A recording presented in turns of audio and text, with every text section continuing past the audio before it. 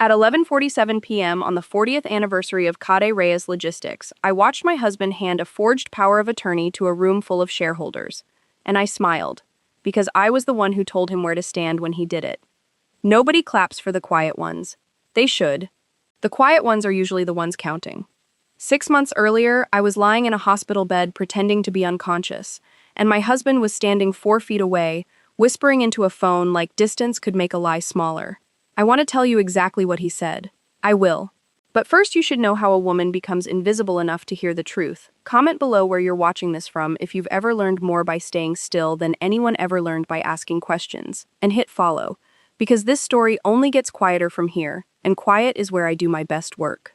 Here is what you don't know yet, and what I'm going to give you in pieces, because that's how I got it myself. In pieces, over months, the way you disassemble a machine you weren't supposed to touch. The first piece is the plan. I spent 5 months building a trap so patient it looked like grief. I moved numbers, moved people, moved myself into rooms I wasn't invited to, and I did it so slowly that the man who thought he owned me never once looked down to see the floor changing under his feet. By the night of the gala, every person in that room was standing exactly where I needed them to stand. I didn't discover what my husband was doing, I built the stage he did it on. The second piece is the wound underneath the plan. Because a woman doesn't build something like that for a company. She builds it for a reason that has a face and a name and a specific sentence spoken into a phone at 9:14 p.m. on a Tuesday.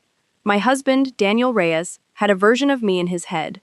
Passive, grateful, recovering, easy to move around a chessboard he thought only he could see. I let him keep that version of me for exactly as long as it was useful. That's the second loop, and it's the one that still costs me something every time I tell it. The third piece is the night itself, the gala, the vote, the moment the two loops collide in front of 40 years of family history and a room full of people who thought they knew who held the power in that marriage. I'm not going to pretend there wasn't a cost. There was.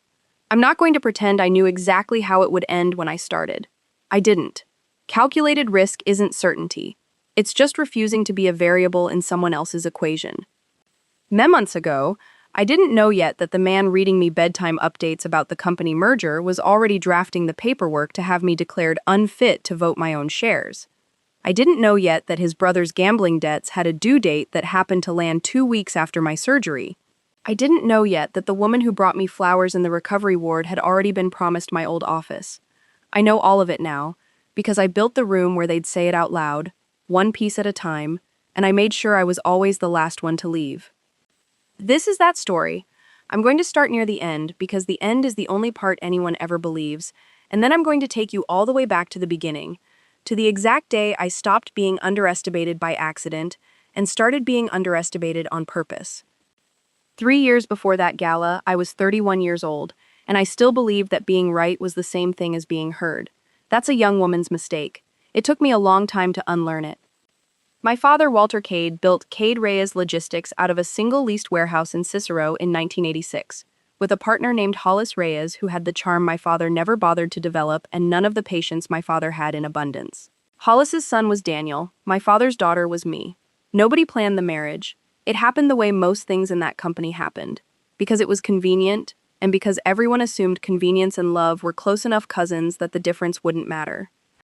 I met Daniel Reyes at 26 at a shipping conference in Louisville where he gave a keynote about human-centered logistics that made 40 middle-aged freight executives tear up over a slideshow about a driver who mailed his daughter a postcard from every state. I found out later he'd hired a copywriter for that speech. I found that out on our honeymoon, actually, when he laughed about it over wine like it was a charming secret instead of the first small lie I chose not to notice. I want to be precise about something, because precision is the only thing I trust. Daniel Reyes was never cruel to me in a way anyone could photograph. He never raised his voice in front of witnesses. He never did anything that would look bad in a deposition. What he did, patiently, for 9 years, was smaller than that and harder to name. He interrupted me in meetings and then complimented my patience afterward, like patience was something he'd granted me instead of something he'd taken. He introduced me at parties as the brains behind the numbers side, in a tone that made numbers sound like a service closet. He let other men finish my sentences and then thanked them for clarifying. By the time I was 30, I had stopped noticing it as 30 separate insults and started experiencing it as weather. That's what erosion does. It doesn't announce itself. It just changes the shape of the coastline until one day you look at a map from 10 years ago and don't recognize the shore. My father died when I was 32, 11 months before the surgery, of a heart that had been quietly failing since before I noticed the weather changing in my own life. He left me 51% of Cade Reyes Logistics. 51%, in writing, notarized, unambiguous. Daniel got 22. Peter Reyes, Daniel's younger brother and our CFO, got 15. The remaining 12 was split between two long-standing board members, Vic Alderman and a silent trust my father had set up for his sister Ingrid, who had left the industry decades earlier but kept a seat out of sentiment more than function. I want you to sit with that number for a second, because everything that follows depends on it. 51%. Controlling interest. On paper, I was never the passive one. On paper, I was the only person in that building who could not be outvoted. The gap between what was true on paper and what was true in every room I walked into. That gap is where this whole story lives. Daniel took the CEO title without much of a conversation. I let him. I told myself it was because I preferred the analytics side, the supply chain modeling, the parts of the business that required sitting alone with a data set for 6 hours and emerging with an answer nobody could argue with. That was true. It was also a story I told myself to avoid admitting that I had watched my own authority get redistributed at my father's funeral reception, over small plates of cheese, by people who assumed grief had made me soft instead of watchful. Peter Reyes had a different kind of hunger. He was 36, handsome in the specific way that photographs better than it holds up in person, and he had been quietly bleeding company float into a private poker circuit that met above a cigar bar on Halsted Street every second and fourth Thursday. I found this out the way I found out most things, not by snooping, which I consider an amateur's tool, but by noticing a pattern in the petty cash reconciliations that didn't match the pattern in his calendar. 14 months of small, round-numbered client entertainment withdrawals that never once produced a client name I could verify. I didn't confront him, I made a folder. Lauren Pruitt joined as Daniel's executive assistant 8 months before my surgery, 28 years old, sharp in the way people are sharp when they've decided competence is a stepping stone rather than a virtue in itself. She had a habit of repeating Daniel's opinions back to him 15 minutes later as though she'd arrived at them independently, and he had a habit of believing her every time. I watched her learn the building's org chart faster than most people learn their own phone numbers, and I watched her calibrate exactly how much attention to give me, enough to be polite, never enough to suggest she thought I mattered to her future there. I made a note of that calibration. It told me everything about what she'd already been promised. Curtis Boyle had been the family's attorney since before I was born, a soft, avoidant man who flinched at conflict the way some people flinch at loud noises, and who had spent 30 years mistaking his own silence for neutrality. I'd known him my whole life. I knew exactly which questions made him find something urgent on his phone. I filed that away too. Vic Alderman was the one everyone liked at parties, 61 years old, a board member since the Cicero days, famous for a laugh that filled a room and a habit of joking about things that weren't jokes. My father's failing health, my delicate condition after a miscarriage 2 years into the marriage that I never should have mentioned in a company Slack thread, Peter's gambling dressed up as our boy having fun. Cruelty wearing the mask of a good sport is still cruelty. It's just cruelty that gets invited back. That was the board of a company I controlled on paper and did not control anywhere else. That was the family I married into. And for years, I did nothing about any of it because doing something meant admitting how much ground I'd already lost, and admitting that felt, at the time, more dangerous than staying quiet. Here is the moment the weather changed for good, the one I go back to more than any other. 14 months before the surgery, at a strategy offsite in Lake Geneva, I presented a route consolidation model that would save the company just under $3 million a year. I'd spent 6 weeks on it. Daniel listened to the first 4 minutes, then turned to Vic and said, loud enough for the room, "This is why I love having her on the numbers side. She does the homework so the rest of us don't have to." Vic laughed, Peter laughed. Curtis found something on his phone. Lauren, knew enough that she hadn't calibrated yet, actually clapped, twice, before she realized no one else was clapping and stopped. I remember the exact temperature of my own face in that moment. Not embarrassment, something colder and more useful. I remember thinking, with a clarity that surprised me, he just told this entire room, out loud, that he sees me as staff. And I remember thinking, half a second later, in a voice that didn't sound like the rest of my thoughts, good, let him keep thinking that. A woman who is underestimated has exactly one advantage over a woman who is respected. Nobody watches her hands.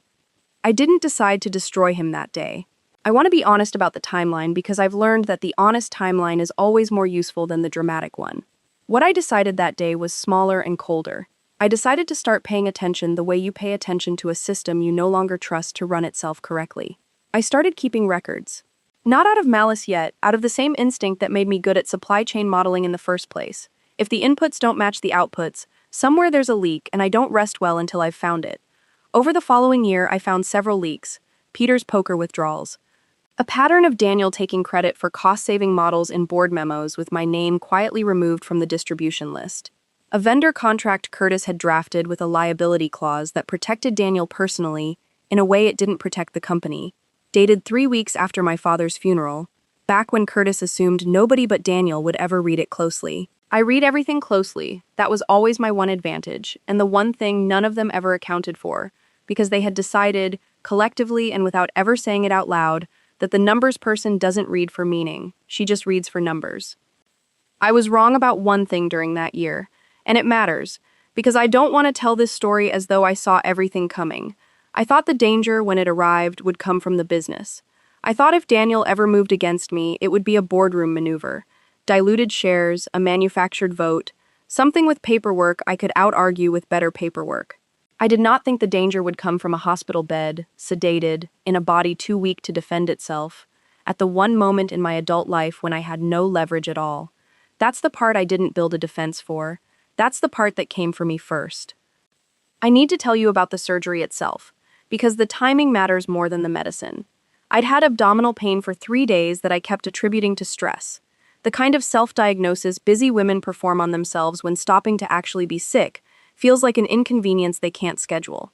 By the time I collapsed in the parking garage at the Halsted Street office, it was a ruptured appendix with early peritonitis, the kind of thing that turns a routine outpatient procedure into an emergency laparotomy and a 5-night hospital stay with 2 follow-up surgeries to manage the infection. I tell you the medical detail not for sympathy, but because it's load-bearing. I was on morphine, then a lower-dose analgesic, then nothing. Over a 5-day window, and the fog of that first 48 hours is precisely the window Daniel chose to start making calls.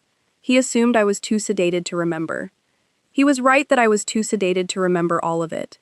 He was wrong that sedation and unconsciousness are the same thing. There's a specific state, I didn't have a name for it until a nurse mentioned it in passing weeks later, where a body recovering from anesthesia drifts in and out without ever fully surfacing, and a mind inside that body can hear entire sentences, retain them, and lose track only of the exact minute they were spoken. I heard fragments the first night. I heard almost everything by the third. The first fragment came the second night, around what I'd later calculate was 9:14 p.m., because the overnight nurse's rounds log, which I requested weeks later under the excuse of reviewing my own chart for the insurance claim, put her exiting my room at 9:11 and returning at 9:38. Daniel was on the phone by the window, voice pitched low, the specific low of a man who has rehearsed being quiet. I heard him say, "If she's out for another week, that's actually better for us, not worse." I heard him say a name, Curtis, and the word capacity, which meant nothing to me in that moment, floating half-conscious in a hospital bed, and meant everything to me 6 weeks later when I understood that capacity, in a legal context, is the word you use when you're building a case that someone is not fit to manage their own affairs. I didn't move. I didn't open my eyes. I want to be honest that this wasn't, at first, a calculated decision. I was too weak to move much regardless, and the effort of forcing my eyes open past the anesthesia fog felt, in that exact moment, larger than the effort of simply listening.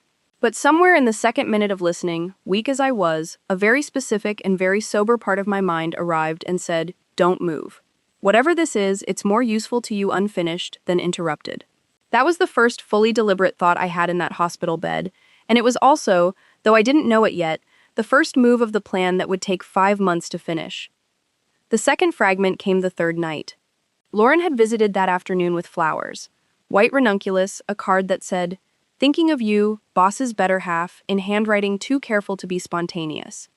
And I heard her voice again that evening, this time on speakerphone, Daniel walking the hallway outside my door, with his phone held slightly away from his body, the way people do when they think a closed door is the same thing as privacy. "Curtis says we need 2 independent evaluations, not 1 if we want it to hold up," Lauren said. I already found someone who'll do the first one discreetly, Dr. Aldrich, out of Winnetka. He owes Vic a favor. I heard Vic's name and I understood, in the particular cold clarity that comes right before real anger, that this wasn't Daniel acting alone in a moment of weakness. This was a coordinated plan, with a lawyer, a doctor, an assistant, and a board member already assigned their parts, being assembled in real time in the hallway outside the room where I was recovering from surgery to save my own life. The third fragment, the one that finished the architecture in my mind, came the fourth night, and this one I heard almost entirely lucid, because by then the pain medication had been stepped down and I'd learned, quickly, out of necessity, to fake the depth of my grogginess more convincingly than the anesthesia was providing on its own. Peter had come by, ostensibly to bring me a get-well balloon that he left on a chair and never once looked at again. He and Daniel talked in the doorway in the particular hushed cadence of men who think a hospital corridor absorbs sound instead of carrying it.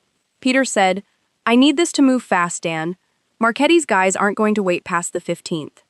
Daniel said, "It'll move. Once we've got the capacity filing started, Curtis can get a temporary proxy on her voting shares inside 3 weeks. You'll have your buyout before Marchetti even calls again." Marchetti. I didn't know the name yet, not fully, but I understood the shape of the sentence well enough. Peter owed someone named Marchetti money urgent enough to require a due date, and the plan to solve Peter's debt ran directly through my hospital bed, through a temporary proxy on my controlling shares, through a filing designed to declare me, a fully competent 51% owning, 33-year-old woman recovering from a ruptured appendix, legally unfit to manage my own company. I lay very still after Daniel walked Peter to the elevator. I remember counting the ceiling tiles, which is a ridiculous human thing to do at a moment like that, but grief and rage need somewhere to go while the rest of you is deciding what to do next, and counting ceiling tiles was cheaper than screaming. 26 tiles. I counted them twice. Here is the sentence that mattered most, and the one I'm going to come back to at the very end of this story, because it's the one Daniel said to Vic on a call the following morning, thinking I was asleep for real this time, thinking the fourth day of recovery had finally worn me down past listening. She's never been the one running things, Vic. She just does the math. Once the paperwork's through, nothing actually changes. We're just making official what's already true. Nothing actually changes. He said that like it was comfort. He said it like a man reassuring himself that stealing a controlling interest in a company from his own recovering wife was, at most, a formality. I lay in that bed and I let that sentence settle into me the way cold settles into a house with a broken furnace. Completely, and with a kind of patience that told me it intended to stay. By the time I was discharged, 6 days after the appendix ruptured, I had not said a single word to Daniel about any of it. I smiled when he wheeled me out to the car. I thanked the nurses, I let him carry my bag, and somewhere behind my ribs, in the part of me that had spent 9 years being underestimated by accident, a decision had finally been made on purpose. I was done being subtracted from my own company, one polite interruption at a time. I was not going to confront them. Confrontation gives the other side time to build a defense. I was going to do something slower, and colder, and infinitely more useful. I was going to build them a stage, hand them the exact rope they'd already started tying, and let them use it on themselves in front of every person whose good opinion they'd ever needed. That decision is the hinge this entire story turns on. Everything before it is the weather that shaped me. Everything after it is the architecture I built with my own 2 hands, alone, over 5 months, while every person in my life continued to believe I was simply healing. The first move I made was the smallest one, and it happened 4 days after I got home, still moving slowly, still sleeping 10 hours a night, on a Tuesday afternoon when Daniel was at the office and I told him I needed the quiet of the house to finish resting. What I actually did was open the small fireproof lockbox my father had kept in his study closet, the one Daniel had never bothered to ask about, because a lockbox belonging to a dead man felt, to him, like sentimental clutter rather than a resource. Inside it was a spare set of my father's original notarized documents, the founding partnership agreement, the amended bylaws from 2003, and, most importantly, a codicil to his will, drafted 18 months before he died, that named Ingrid Sorensen, his sister, my godmother, a retired appellate judge who had stepped back from the board 15 years earlier, as an emergency co-trustee over my shares in the event I was ever deemed, by any party, incapacitated. My father had written that clause not because he suspected Daniel specifically. He'd written it, he told me once over scotch, Because company men have a way of deciding a Cade woman needs managing the minute a Cade man isn't around to remind them otherwise. I hadn't understood that sentence when he said it. I understood it completely now. I called Ingrid the following morning, ostensibly to thank her for a card she'd sent, and spent 40 minutes on a call that Daniel, working from home that day, assumed was grief and small talk. It was neither. I told her everything I'd heard in that hospital room, word for word, the way I'd been rehearsing it silently for 4 nights. Ingrid did not gasp. Ingrid had spent 30 years on an appellate bench and had heard worse dressed up in better suits. She asked me one question: do you want to survive this, or do you want to win it? I told her I wanted both, and I wanted it to look, from the outside, like I never fought at all. She was quiet for a moment, and then she said the sentence that became the closest thing I had to a mission statement for the next 5 months. Then you don't defend the codicil. You let them find it themselves at the exact moment it destroys the case they've already built. A trap sprung early is just a warning. A trap sprung late is a verdict. That became rule 1. Nothing I built could be discovered before I wanted it discovered. Everything had to look, from Daniel's side of the board table, like the ordinary, slightly slow recovery of a woman who used to run numbers and now mostly napped. The second move took 3 weeks to set up and required more patience than anything I'd done in my professional life. I needed a way to document Peter's gambling debt to Marchetti without ever appearing to investigate it, because the moment Peter suspected anyone was watching his finances, he would either hide the debt better or, worse, accelerate whatever desperate plan he and Daniel had already built around my shares. I couldn't ask questions. I had to let information arrive on its own.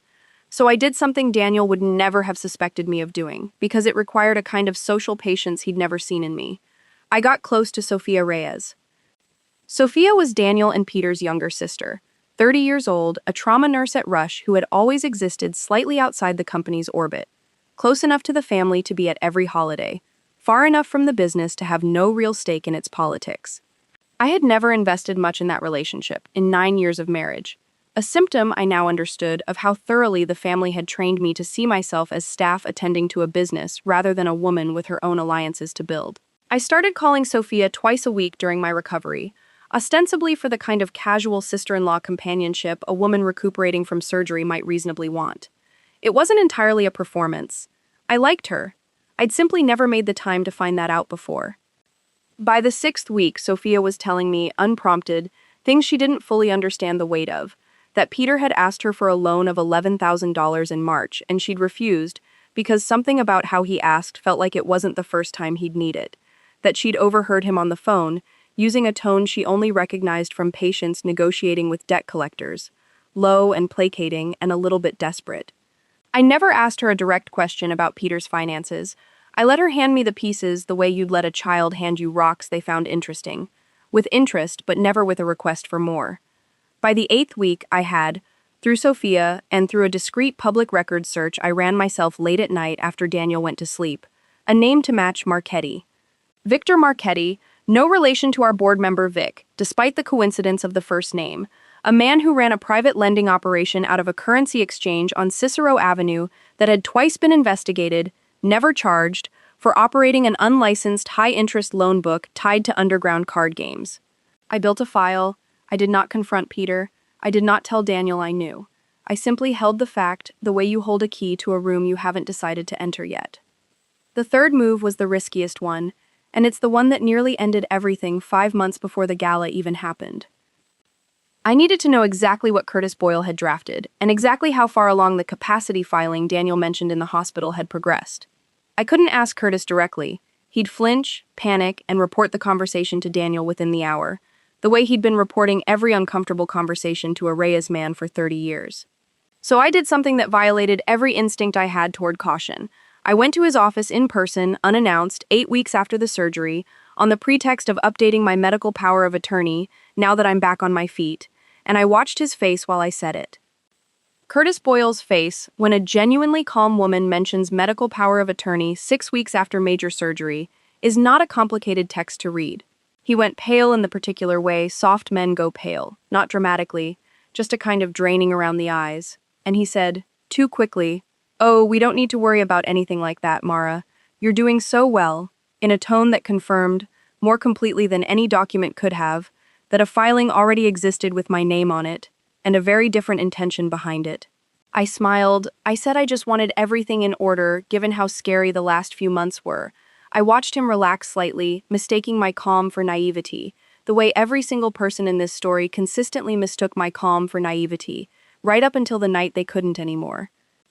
That visit almost cost me everything, though I didn't understand how close it came until 3 weeks later, when Sophia mentioned, in the middle of an unrelated story about a difficult shift at the hospital, that Daniel had asked her, offhand, whether I'd seemed different lately, sharper somehow, since the surgery. Sophia had said no, not really, just healthier. But the question itself told me Daniel's instincts, dulled as they were by 9 years of underestimating me, had briefly flickered awake. A less patient version of me would have panicked and slowed down. I did something harder instead. I got louder about being tired. I canceled 2 calls I didn't need to cancel. I let Lauren see me nap in my office on a Wednesday afternoon with the door open, because I knew, with total certainty, that Lauren would report it to Daniel by end of day, and that the report would read exactly the way I needed it to read. Still fragile, still slow, still exactly who they thought I was. That was the moment I understood something about the whole plan that I hadn't fully articulated until then. I wasn't just gathering information. I was actively managing what Daniel believed about me, in real time, the way you'd manage a stock price. Feeding him small, credible signals of weakness whenever his suspicion ticked upward, and letting those signals do the work of putting him back to sleep. Every nap Lauren reported, every meeting I wasn't up for, every slow, careful sentence I let trail off mid-thought when Vic made one of his comments at a family dinner. All of it was engineered. None of it was performance in the shallow sense. I was genuinely still healing, my body was genuinely still tired some days. But I learned in those months to use even my real exhaustion as a tool, the way a good negotiator uses a real silence instead of a fake one. Because real silences are the only ones nobody can see through. By month 3, I had assembled 4 separate threads, each one useless alone and devastating together. Ingrid's legal standing as emergency co-trustee activated the instant anyone attempted to file for incapacity. A documented pattern of Peter's debt to Victor Marchetti with dates that lined up precisely with the acceleration of Daniel's plan. A draft capacity filing sitting, unfinished, in Curtis Boyle's files, which I confirmed existed but had not yet read in full. And a slowly widening trust with Sophia, who did not yet know what she was helping me build, and who I had decided, with some private guilt I never fully resolved, not to tell until the very last possible moment, because her honest ignorance was more useful to the plan than her informed loyalty would have been, and because I was not yet willing to ask her to lie to her own brothers on my behalf. I want to be honest about that guilt, because a story like this can make a woman sound cleaner than she was. I did not enjoy using Sophia's trust as a channel. I told myself, some nights, that I would make it right later, that once the truth was out, she would understand why I hadn't burdened her with it sooner. I still don't know if that's true. I know it worked. I've learned, since then, that those two facts, it worked, and I'm not sure it was right, can sit in the same chest without canceling each other out. The fourth move required the one thing I couldn't manufacture on my own: proof of the forged proxy Daniel intended to use. I knew, from the hospital, that a temporary proxy on my voting shares was the mechanism they planned to use to control the 51%, while the incapacity filing worked its way through whatever quiet channel Curtis had found for it. What I didn't have was the document itself, or confirmation of whose signature they intended to forge, or manufacture consent for, in order to make it look legitimate to the rest of the board. I found it by accident, in month 4, in a way that terrified me more than anything else in this whole process, because it happened in front of Daniel, in real time, with no ability to prepare my face in advance. We were at the house, a Sunday evening, and Daniel had left his work laptop open on the kitchen island while he took a call in the other room. Not carelessness exactly, just the ordinary carelessness of a man who has never once imagined his wife as a threat. A notification banner slid across the top of the screen from a shared drive. A document titled KRQ3 Governance Draft Final V3, shared 20 minutes earlier by Curtis Boyle. I had roughly 90 seconds before Daniel would return. I want you to understand what 90 seconds feels like when the entire architecture of 5 months of patience is sitting 4 feet away from you on an unlocked screen. I did not hesitate the way people hesitate in movies. I moved the way I move when a spreadsheet has an error I can already see the shape of before I've found it. Fast, silent, exact. I photographed 6 pages with my phone held below the counter's edge, out of the laptop's camera line, using the volume down shutter trick so there'd be no sound. Page 3 was the one that mattered. A temporary voting proxy, dated for the week after the surgery, with a signature block for M. Reyes already formatted in a font matched to my actual signature style, sitting empty, waiting. Page 5 was worse. A physician's letter template, unsigned, with Dr. Aldrich's letterhead already inserted. The diagnosis field left blank, the way you'd leave a blank in a form letter you intended to fill in later, with whatever language was needed. I closed the photo app, set my phone face down exactly where it had been, and had 2 sips of wine finished by the time Daniel walked back into the kitchen. He didn't suspect anything. Men who have spent 9 years deciding a woman is soft don't look for hardness in her hands when she's holding a wine glass. But I want to be honest that my own hands were shaking slightly under the counter's edge for almost a full minute after he sat back down, and that I spent the rest of that evening performing an ease I did not remotely feel, laughing at a show we half-watched, because if I'd gone quiet or strange in that moment, 9 months of careful signal management could have unraveled in a single suspicious glance. That was the closest the entire plan came to falling apart before it had a chance to work. If Daniel had glanced at his phone screen instead of his laptop, if Curtis's notification had arrived 30 seconds later, after Daniel returned, if I had frozen instead of moving. I don't like thinking about the version of that Sunday where any one of those small things goes differently, because in that version, I'm the one being evaluated for capacity, not the one holding the evidence that would eventually unravel the men trying to arrange it. With those 6 photographs, I finally had something I could bring to Ingrid that wasn't just my recollection of a hospital conversation. I had a forged signature block. I had a blank physician's letter with a name and letterhead already attached, which on its own was enough to end Dr. Aldrich's license the moment it became public, a fact I filed away for later rather than using immediately, because using it immediately would have meant confronting the plan before the trap was finished. I had, for the first time, something close to what a lawyer could call evidence rather than suspicion. Ingrid's response, when I showed her printed copies at her lake house 2 weeks later, was the most useful sentence anyone gave me during the entire 5 months. She said, "You don't take this to a courtroom yet." A courtroom is slow, and slow gives them time to explain it away as a misunderstanding, a draft that was never going to be used, a lawyer being overly cautious. You take this somewhere they can't explain it away, somewhere public, somewhere with an audience they need, on a night they've already committed to being watched. That sentence is where the gala plan was born. Not from me, from a 74-year-old retired judge who understood something about power that I was still learning. The goal was never to win an argument with Daniel. The goal was to make him incriminate himself in front of the exact room whose good opinion he valued more than he valued me. The 5th move was choosing the room. Cater Reyes Logistics held an anniversary gala every 10 years. The 40th was already scheduled, 8 months out from my surgery, at the Drake Hotel Ballroom, 300 guests, board members, major clients, 2 local business journalists who covered the freight sector closely enough to matter, and, critically, a scheduled agenda item, a vote to formalize a new governance structure the board had been discussing since my father's death. A vote that would require, per the original 2003 bylaws my father had drafted and I now held safely in Ingrid's lockbox, a public confirmation of each shareholder's voting authority before ballots were cast. That clause, public confirmation of voting authority, was the trapdoor. My father had written it decades earlier as a transparency measure, a small piece of governance hygiene nobody had thought about in years, and it meant that if Daniel intended to vote my 51% by proxy that night, he would have to present that proxy publicly, in front of the room, before the vote could proceed. He didn't know I knew that clause existed. He'd likely never read the original bylaws closely enough to remember it. I had read them 11 times since finding them in my father's lockbox.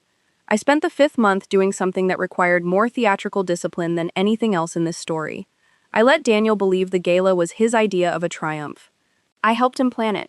I sat through caterer tastings and seating chart arguments and a lighting designer's overly emotional pitch about honoring 40 years of legacy, and I contributed exactly enough, a suggestion here, an approval there, to look engaged without ever once suggesting I understood what that room would actually become. I let him choose the exact moment on the agenda where the governance vote would happen, 9:40 p.m., after dinner, before the band. A slot he picked because it was when the room's attention would still be sharp. He was right. He simply never imagined whose plan that sharp attention would end up serving. The 6th move was the smallest and the coldest, and it's the one I think about most, even now. 2 weeks before the gala, I asked Curtis Boyle to draft an update to my medical power of attorney. A real one this time, naming Ingrid. Filed properly, dated, notarized in his own office with his own notary stamp. I told him it was just good practice after everything that happened. I watched him process the request, watched the small flicker of relief cross his face. The relief of a man who has been quietly dreading a confrontation and has just been handed proof that none is coming. He filed it that same afternoon. What he didn't know, what none of them knew, was that this document, notarized and dated 14 days before the gala, would later prove I had been of sound mind and full legal capacity the entire time Daniel's team was drafting a filing to claim the opposite. A judge would eventually call that timing difficult to interpret as coincidence. I called it, privately, the last brick. By the time the invitations for the 40th anniversary gala went out, everything was in place. Ingrid standing as emergency co-trustee, quietly reaffirmed and current. The photographs of the forged proxy and the blank physician's letter, stored in triplicate, one copy with Ingrid, one in a safe deposit box under my maiden name, one with a forensic document examiner Ingrid trusted from her bench years, who had already confirmed, off the record, that the signature block on page 3 was a font-matched forgery, rather than a template awaiting a real signature. The paper trail on Peter's debt to Victor Marchetti, complete enough to explain the urgency behind everything Daniel had done since the hospital, without me ever having asked Peter a single direct question. And a room, already booked, already agreed to by Daniel himself, with a governance vote scheduled for 9:40 p.m. and a bylaw clause requiring public confirmation of voting authority that not one person on that board except me, and, now Ingrid, had thought about in over 20 years. I hadn't discovered a conspiracy. I had let 5 people build one, in full view of a house and an office and a hospital room they assumed were private, and then I had spent 5 months quietly turning every room they trusted into a room I controlled. That's the part I need you to understand before we go any further, because everything that happens at the gala only makes sense if you understand that I wasn't reacting to that night. I had already written it. If you've made it this far, you already know the kind of person this story is for. Comment the word quiet if you've ever done your best work while everyone around you assumed you were doing nothing at all. And follow now if you want to see exactly how those 45 minutes at the Drake Hotel went. Because the next part is where every one of these people finally shows you who they really are, one at a time, whether they meant to or not. I want to introduce you properly now to the 3 people orbiting Daniel who made this plan possible, because a trap this precise doesn't spring on one man's greed alone. It springs on the specific, predictable weaknesses of everyone standing close enough to benefit from it. I'd been watching all 3 of them for months by the time the gala arrived. I want you to watch them too. Peter Reyes first, because his weakness was the one that started the clock on everything. I told you about the poker circuit above the cigar bar on Halsted, the 14 months of client entertainment that produced no clients. What I hadn't told you is what I learned at a family dinner 6 weeks before the gala, the kind of ordinary Sunday dinner where nobody expects to reveal anything and everybody does. Peter had been drinking more than usual, laughing louder than the joke deserved, and at one point, reaching for the breadbasket, his sleeve rode up enough to show a phone screen lit with a text preview. 3 words, final extension, Friday. From a contact saved only as VM. I said nothing. I passed him the butter, but I clocked, in that instant, that Victor Marchetti's patience had a hard edge now, and that whatever Daniel had promised Peter about the timeline of my incapacity filing was no longer moving fast enough to satisfy the man Peter owed. Desperation makes people careless. I had been counting on that for months without ever needing to name it out loud. Lauren Pruitt's weakness showed itself differently, in the specific vanity of a young woman who has decided that being useful to powerful men is the same thing as becoming powerful herself. 3 weeks before the gala, at a vendor walkthrough for the ballroom, I watched her correct the event planner's seating chart to move herself from a staff table to a spot 2 seats from Daniel at the head table. Not for any operational reason, but because, as she put it to the planner with a small, satisfied smile, I should probably be visible given how much I'll be handling that night. I filed that sentence away too. A woman who wants to be visible at the exact moment a coup is supposed to happen is a woman who has already decided she deserves credit for it. That kind of vanity doesn't stay quiet under pressure. It performs. And a performance, unlike a conspiracy, needs an audience it can't control. Vic Alderman's weakness was the easiest to predict and, in some ways, the hardest to forgive, because it dressed itself up as harmlessness for 61 years and had never once been made to answer for the damage underneath. 2 weeks before the gala, at a board pre-meeting I was, notably, no longer being kept fully informed about, a small, telling detail Daniel thought I hadn't noticed. Vic made a comment in the hallway, half to Curtis, half to no one, that Sophia overheard and repeated to me almost word for word 2 days later, not understanding its weight. Once Mara's settled somewhere quieter, this whole company runs about 40% smoother. No offense to her, she's sweet, she's just never been built for the weight of it. Sophia thought she was passing along an off-color joke. I heard a board member describing, casually, over coffee, his plan to help disenfranchise a 51% owner as a workplace improvement. Cruelty that's been laughing its way through decades of consequence-free comments doesn't expect anyone to still be counting. I had been counting the entire time. Curtis Boyle's weakness was the quietest of the four, and, in its way, the most damning. Because cowardice doesn't announce itself the way greed or vanity or cruelty do. It just fails to object. I watched Curtis, over 5 months, draft documents he had to know were legally indefensible, notarize paperwork he had to know would eventually be scrutinized, and say nothing to me, nothing to Ingrid, nothing to a single soul outside the small circle that had already decided my future for me, not because he believed it was right, but because 30 years of avoiding Reyes family conflict had trained him to treat his own silence as a form of professional neutrality.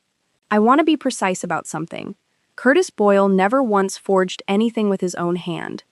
He simply built the folder someone else could forge inside of, and told himself that made him innocent. I had a very different word for it, and by the night of the gala, so did everyone else in that room. Let me give you the scenes themselves, because you deserve more than descriptions of these people. You deserve to watch them, the way I watched them, in real rooms, on real dates, saying real things they thought would never be repeated. Scene 1. The Halsted Street Cigar Bar, 4 weeks before the gala, a Thursday night. I had never once, in 9 years of marriage, gone looking for Peter in that world. I went that night for a specific reason. I needed to place, with my own eyes, exactly how deep the Marchetti relationship had gotten, because the plan required me to know precisely how much pressure Peter was under on the night of the vote itself. I told Daniel I was having dinner with a former colleague. I sat in a car across the street for 40 minutes, watching men in good coats go up a narrow staircase, until I saw Peter arrive, and 12 minutes later, a heavy-set man in a leather jacket I recognized from the public records photo as Victor Marchetti himself. They didn't go upstairs together. They stood on the sidewalk for 6 minutes, and even from across the street. In a car with the windows up, I could read the shape of it in their bodies. Peter's hands doing the placating thing hands do when a man is asking for more time. Marchetti's stillness doing the opposite. I didn't need to hear the words. I needed to see that the debt was still live, still unresolved, still capable of forcing Peter's hand at the exact moment I needed his hand forced. It was. That was the piece of the plan that scene gave me. Peter would still be desperate enough on gala night to move fast and sloppy, the moment Daniel gave him an opening, and desperate, sloppy men make excellent unwitting witnesses against themselves. Scene 2, the Drake Hotel. During the final walkthrough with the event planner, 10 days before the gala, the same walkthrough where Lauren moved herself to the head table. What I hadn't told you about that day is what happened 20 minutes later, when Lauren, buoyed by her small seating victory, pulled me aside near the coat check with the particular warmth of a woman who has decided she and I are, secretly, on the same team. I just want you to know, she said, lowering her voice like we were conspirators. Whatever happens with the vote Thursday, I made sure your name stays completely out of the transition materials. Daniel wanted it handled delicately, for your sake. I thanked her. I asked, carefully, casually, what transition materials she meant, and she told me, proud of her own competence, the way vain people can't resist being proud of competence, even when discretion would serve them better, that she'd already prepared a draft internal memo announcing updated interim leadership structure, ready to be sent the moment the vote concluded. She showed me the folder on her tablet without my even asking twice. I saw the date stamp, prepared 6 days earlier, before the vote had even been formally scheduled on the public agenda. That was the piece of the plan that scene gave me. Proof, in writing, with a timestamp, that the outcome of a supposedly open shareholder vote had already been decided and drafted before a single ballot was cast. I asked her to send me the folder for my records, since I'm apparently part of the transition too, phrased light enough to sound like a joke. She sent it within the hour. Vanity, once again, doing the work that a subpoena would otherwise have taken months to do. Scene 3. A board pre-meeting, 1 week before the gala. the one I mentioned Sophia overhearing Vic at. I want to give you the fuller version now because I was in that hallway too, 5 minutes earlier than anyone realized, standing just past the corner by the water cooler where the acoustics of that particular hallway happened to carry a soft-voiced conversation almost perfectly, a fact I had tested, deliberately, 3 separate times in the preceding month, standing in that exact spot with Sophia on a call, timing exactly how much of her voice I could hear from 40 feet away. Vic was talking to Curtis about the seating arrangement for the board table, and then, unprompted, in the tone of a man telling an old joke he's told 100 times, he said, "You know, Walter would roll over if he saw how easy this turned out to be. Man leaves his daughter 51% thinking he's protecting her, and here we are, tidying it up without her even noticing." Curtis laughed. A small, uncomfortable laugh, the kind cowardly men produce when they want credit for finding something funny without the risk of actually agreeing out loud. I stood in that hallway for a long moment after they walked away, and I want to tell you honestly that this was the closest I came, in 5 months, to abandoning the plan entirely and simply screaming the truth across a boardroom table. I didn't. I walked back to my car, sat in the driver's seat for 11 minutes without starting the engine, and reminded myself of the thing Ingrid had told me at the lake house. A trap sprung early is just a warning. That scene gave me the piece of the plan I needed most, a witness. Sophia had heard enough of that same conversation, secondhand, to eventually corroborate it, and Curtis's laugh, once I had the framework to explain what it meant, would become, later, one of the more damning details in the accountant's days. Ingrid's forensic examiner helped me assemble. Scene 4, Curtis Boyle's office again. 5 days before the gala, the visit where I collected the notarized medical power of attorney I mentioned earlier. I sat across from him while he processed the paperwork, and in the particular silence of a man trying to fill space he doesn't want examined, Curtis said something I don't think he intended as a confession, though it landed as one. "You've seemed really steady lately, Mara. Really steady." There was a question underneath that sentence that he didn't have the courage to ask directly. Are you actually as fine as you seem? Or are you performing fine the way I've spent 30 years performing neutral? And I watched him decide, in real time, not to ask it, because asking it would have required him to act on whatever answer he got. I told him I was doing well, thanks to good doctors and a supportive family. I watched him accept that sentence gratefully, the way a drowning man accepts a rope even when some part of him suspects the rope is attached to nothing. That scene gave me the last piece I needed, confirmation that Curtis's silence would hold all the way through the vote, because a man who has spent his whole life avoiding hard conversations does not suddenly find courage 5 days before a gala. His cowardice was the quietest weapon in Daniel's arsenal, and by refusing to use his own voice, he had already told me he would not use it to stop me either. By the time those 4 scenes were finished, I had everything. Peter's live, forced desperation, Lauren's time-stamped, written proof of a predetermined outcome, Vic's own words, corroborated by a second witness, Curtis's guaranteed, cowardly silence. 4 separate weaknesses, 4 separate confirmations, and not one of these people had any idea they'd handed me exactly what I needed, because not one of them had ever imagined I was paying close enough attention to ask. I want to go back to each of them one more time, because a pattern isn't proven by a single scene, and I didn't build this plan on single scenes. I built it on repetition, because repetition is the only thing that turns a suspicion into a certainty, and certainty was the only currency I intended to spend at that gala. Peter, a second time. 3 days before the event, at the final vendor tasting, he cornered me near the bar cart while Daniel was distracted with the florist, and he did something that surprised me. He tried to be kind to me, in his clumsy, self-interested way. "You know, whatever happens Thursday, it's not personal, right?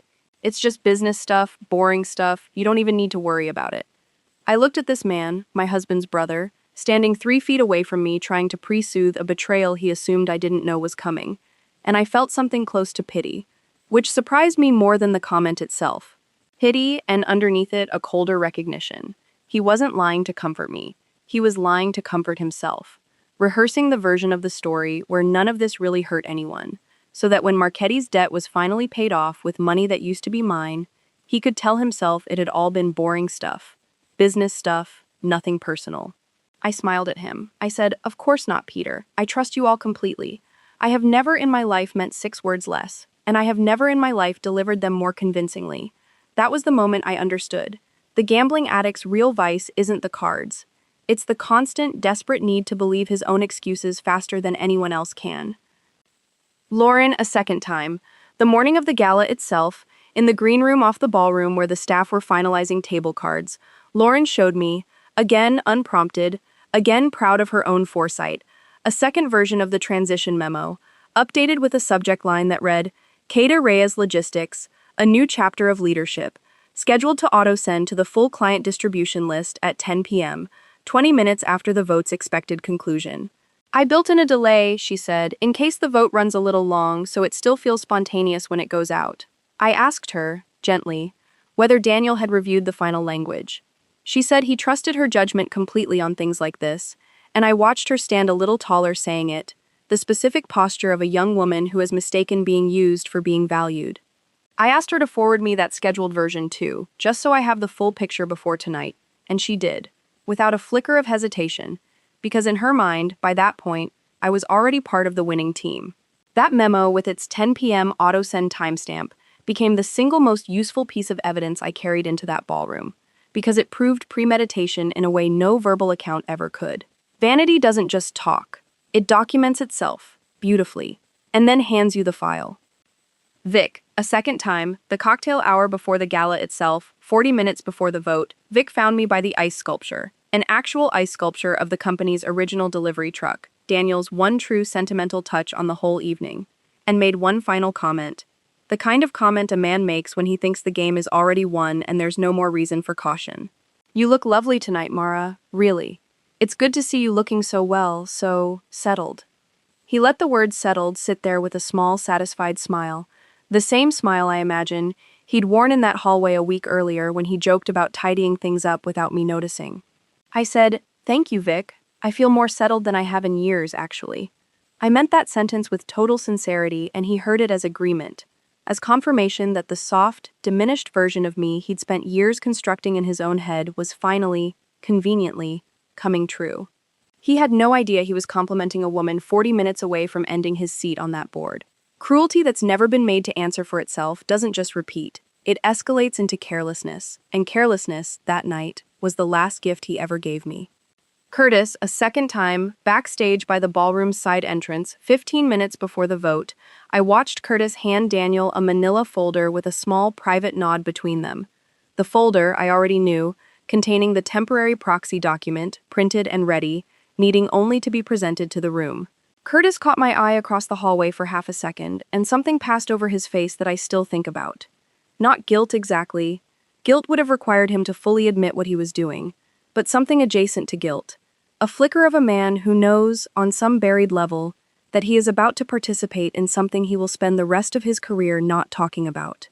He looked away first. He always looked away first. That was, in the end, the entire shape of Curtis Boyle's complicity. 30 years of looking away first, dressed up as professionalism, cashed in, on one specific Thursday night, for a folder he handed to Daniel Reyes without a single word of objection. I stood in that hallway, in a green silk dress I'd chosen 3 weeks earlier, specifically because it photographed well under the ballroom's warm lighting, and because it made me look, deliberately, like a woman who had nothing more strenuous planned for the evening than dinner and a toast. And I thought about my father. I thought about the codicil he'd written 18 months before he died, the sentence he'd said to me over scotch about company men and Cade women, and I understood, standing in that hallway with 40 minutes left before everything I'd built for 5 months came due, that he hadn't just protected my shares with that document. He'd protected the version of me that knew, underneath 9 years of erosion, that I was never actually the passive one. I had just been waiting for the right room to prove it in. 40 minutes. I checked the small clutch I was carrying, the one with a single flash drive taped discreetly to the inside lining, containing every photograph, every timestamp, every corroborated account I had gathered across 5 months, formatted into a 12-slide document Ingrid and I had built together over 3 late nights at her lake house, designed to be projected, if necessary, onto the same screen where the caterer's welcome slideshow had played an hour earlier. I hoped I wouldn't need it. I had built the whole plan around Daniel exposing himself with his own mouth, in his own voice, needing nothing from me but a well-placed question at the right moment. But Ingrid had taught me one more thing at that lake house, the thing that closes out this part of the story. A good plan has a spine. A great plan has a spine and a spare one, in case the first one breaks under pressure you didn't fully anticipate.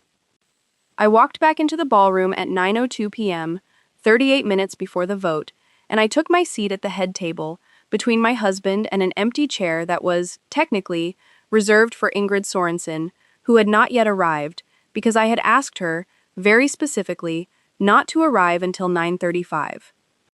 I told you at the start of this that the trap was never really about the company. It was about a phone call, and I owe you the rest of that phone call now, because I've been holding one piece of it back, the way you hold back the part of a wound you're not ready to look at directly even while you're describing everything around it. The call I overheard on the second night in the hospital, the one where Daniel said, if she's out for another week, that's actually better for us, not worse. I told you I heard Curtis's name, and the word capacity. What I didn't tell you is that before any of that, in the first 30 seconds of the call, half-conscious and barely tracking, I heard him say a name that had nothing to do with the company at all. He said, I miss you too. I know, just a little longer. And then, quieter, almost tender, in a voice I hadn't heard him use with me in over 3 years. She's not going anywhere. She's asleep. I want to be precise about what that did to me, lying in that bed, because it would be easy to tell this story as though the business betrayal was the wound and the personal one was just decoration on top of it. It was the opposite. The forged proxy, the capacity filing, Peter's debt, Vic's cruelty, all of that made me angry, and anger is useful, anger is fuel, but it isn't the thing that keeps you awake at 3 a.m. 6 weeks later doing math on a relationship instead of a spreadsheet. The word asleep said about me, in that particular tender voice, to someone who was not me, that was the wound. Everything else was architecture built around it. Her name was Renata Solis. It took me 11 weeks to learn that. Not because I went looking immediately. I told myself in the beginning that I couldn't afford the distraction, that the company mattered more, which was a lie I needed for a while and eventually stopped needing. I learned her name the way I learned everything else in this story, patiently, through a pattern rather than a confrontation. Daniel had a new gym membership he'd started 8 months earlier, at a boutique studio downtown, always on Tuesday and Thursday evenings, always requiring, apparently, a shower long enough that he came home smelling of a cologne he didn't own. I found a single receipt, tucked in a jacket pocket I was emptying before dry cleaning, for a dinner at a restaurant on Randolph Street, 2 entrees, a bottle of wine, dated a Tuesday, time-stamped 6:40 p.m., 35 minutes after his gym class was supposed to end. I didn't need the name yet. I needed the pattern, and by then the pattern was undeniable. I found the name itself the way Sophia had unknowingly been handing me pieces all along, not through spying, but through a comment Sophia made in month 3, describing a mutual friend's wedding Daniel had attended alone the year before for work reasons, and mentioning offhand that Daniel had seemed unusually close that night with that woman from the marketing conference, the one who does branding consulting, Renata. Sophia said it the way you say something you don't realize is a landmine. I filed it. I didn't confirm it fully until month 4, when the 6 photographs I took off Daniel's laptop that Sunday evening, the ones I told you about, the forged proxy, the blank physician's letter, included a 7th page I haven't mentioned yet. A page I photographed almost as an afterthought because it happened to be open in a second browser tab behind the governance document. A calendar invite titled simply R, recurring Tuesdays and Thursdays, 7:30 p.m., no location listed. The kind of calendar entry a careful man creates, specifically so that a glance from across the room reveals nothing. I want to tell you honestly what I felt when I put all of it together, sitting alone in my father's old study at midnight. The room I'd started using as my actual workspace once I understood I needed somewhere in that house that still felt entirely mine. I did not feel surprised. That's the part that surprised me. Some deep, unacknowledged part of myself had already known, the same way you know a structure is unsound before the crack becomes visible. You feel it in the give of the floor, in the small ways weight doesn't distribute the way it should. I had been living in a marriage with a crack in it for at least a year before I found the actual fracture line, and I had spent that year calling the crack busy and tired and the stress of the company, because those explanations required nothing from me. The truth required everything. Here is the layer I haven't told you yet, the one that made the personal betrayal and the business betrayal into a single design rather than 2 separate wounds happening to coincide. Renata Solis was not simply an affair. She was a branding consultant Daniel had quietly retained 8 months before my surgery to help reposition Caterey's logistics for a generational transition. Language I found in an actual signed contract, buried in a vendor file I finally had the courage to search in month 5, once I understood I needed to know everything before the gala. not just the parts that were comfortable to know. The contract's scope of work included a line item, phrased in the bloodless language contracts used to disguise cruelty as strategy, for leadership narrative development in the event of a change in controlling ownership. Daniel had hired his own affair using company funds 8 months before my surgery to help him write the public story of taking my company away from me before he'd even fully worked out how he was going to do it. I sat with that contract for a long time. I want to be honest that this is the point in the 5 months where the plan nearly became something else entirely, where the specific, cold architecture I'd been building nearly gave way to something hotter and less useful. I thought, more than once, about simply confronting him at the kitchen island, about screaming the word Renata across a room until the walls of that marriage came down in a way everyone in the family would have to see. I didn't. Not out of restraint, exactly. Restraint makes it sound noble, and some of what stopped me was not noble at all. It was fear, plain and specific. The fear of a woman who still, even then, held 51% of a company she couldn't yet prove was legally hers to keep. Confrontation without proof, in that moment, would have handed Daniel exactly what he needed. A wife who looked unstable, emotional, unreliable, the precise narrative Renata Solis had been paid to help him build. My rage, unleashed too early, would have become his evidence. So I did something harder than confrontation. I filed it. I put Renata Solis's name in the same folder as Victor Marchetti's, as Curtis Boyle's draft filing, as Lauren's time-stamped memo, as Vic's hallway comment, and I let it become one more piece of a single design instead of a separate crisis I had to manage on its own. I told myself some nights that this was strength. Other nights, lying awake next to a man I now understood had planned to erase me both financially and personally in the same 8-month window, it felt more like a kind of controlled numbness, a decision to postpone my own grief until it was strategically convenient to feel it. I still don't fully know which of those it was. Both, probably. I've stopped needing it to be only one. The layer underneath that layer, the deepest one, the one I only fully understood the week before the gala, was this. Renata Solis was not simply hired to manage a narrative. She had been, according to a second contract amendment I found dated 4 months before my surgery, promised a retained equity advisory role contingent upon finalized governance transition, a phrase that meant, in plain language, that if Daniel succeeded in seizing my 51%, Renata would receive a permanent, paid seat inside the very structure of the company she'd been quietly helping him steal. My husband had not simply been unfaithful. He had been building, methodically, over the better part of a year, an entirely alternate life with an alternate partner inside my own family's company, funded by my own family's money, and the only thing standing between that alternate life and reality was a hospital bed he assumed had finally made me small enough to remove. That is the sentence I carried into the ballroom that night. Underneath the green silk dress, underneath the calm, underneath every polite smile I'd given Peter and Lauren and Vic and Curtis over the preceding weeks. Not the forged proxy, not the governance vote. That sentence, he built a whole other life on top of the one he was planning to take from me, and he did it so quietly that the only reason I know any of it happened at all is because I refused, once, on a hospital bed with my body cut open and my mind half gone, to open my eyes when it would have been so much easier to just stay asleep. The callback matters here, because it's the same word, and words like that don't let go of you easily. Asleep. He said it to Renata as comfort. She's asleep. A little longer. I miss you too. By the time I walked into that ballroom, I understood that word had described the last 9 years of my marriage far more accurately than it had ever described those 6 days in the hospital. I had been asleep for a decade.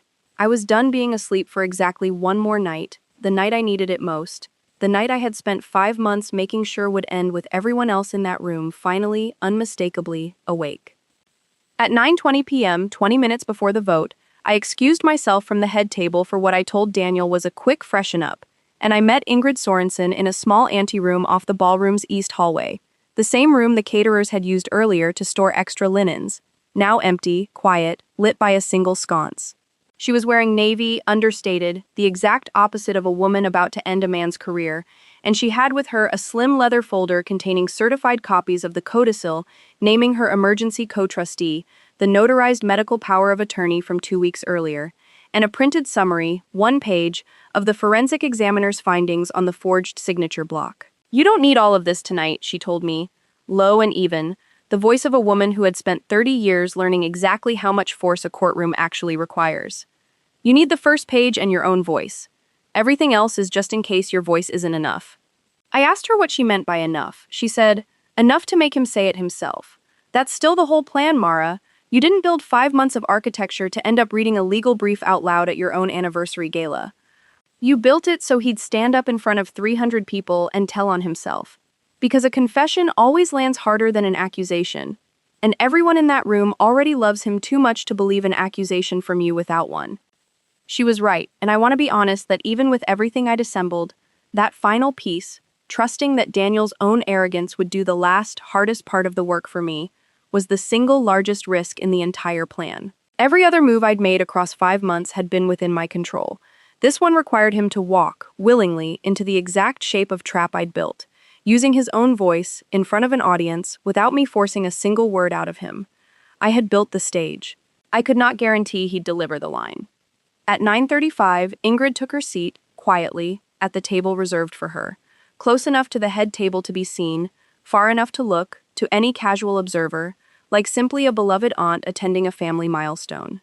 At 9:38, the MC, a company VP named Dana Whitfield, who had no idea what she was about to become part of, tapped the microphone and announced that the evening's formal business, the governance vote marking 40 years of Cade Reyes Logistics, would begin in 2 minutes. I felt, in that moment, a stillness I hadn't expected. Not calm exactly, my pulse was doing something my body would have called panic in any other context, but a kind of narrowed, total focus, the same focus I get 3 moves before the end of a difficult spreadsheet model, when every input has finally been checked and there's nothing left to do but watch the formula resolve. Daniel stood at 9:41. He looked, I'll admit, genuinely handsome that night, confident in the way men are confident when they believe every room they enter has already been arranged in their favor.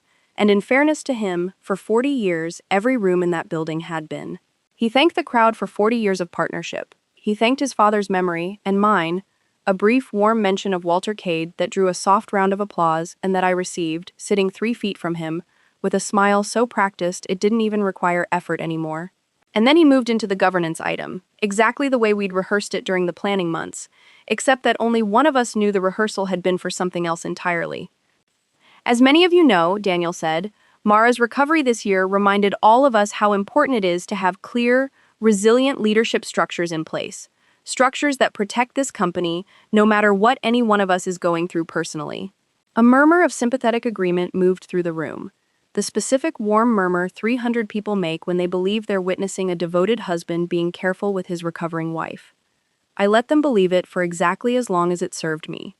Tonight's vote formalizes an updated governance framework the board has been developing, and as part of that, given the demands of Mara's recovery, I'll be presenting a temporary voting authorization that allows the company to move forward smoothly on her behalf.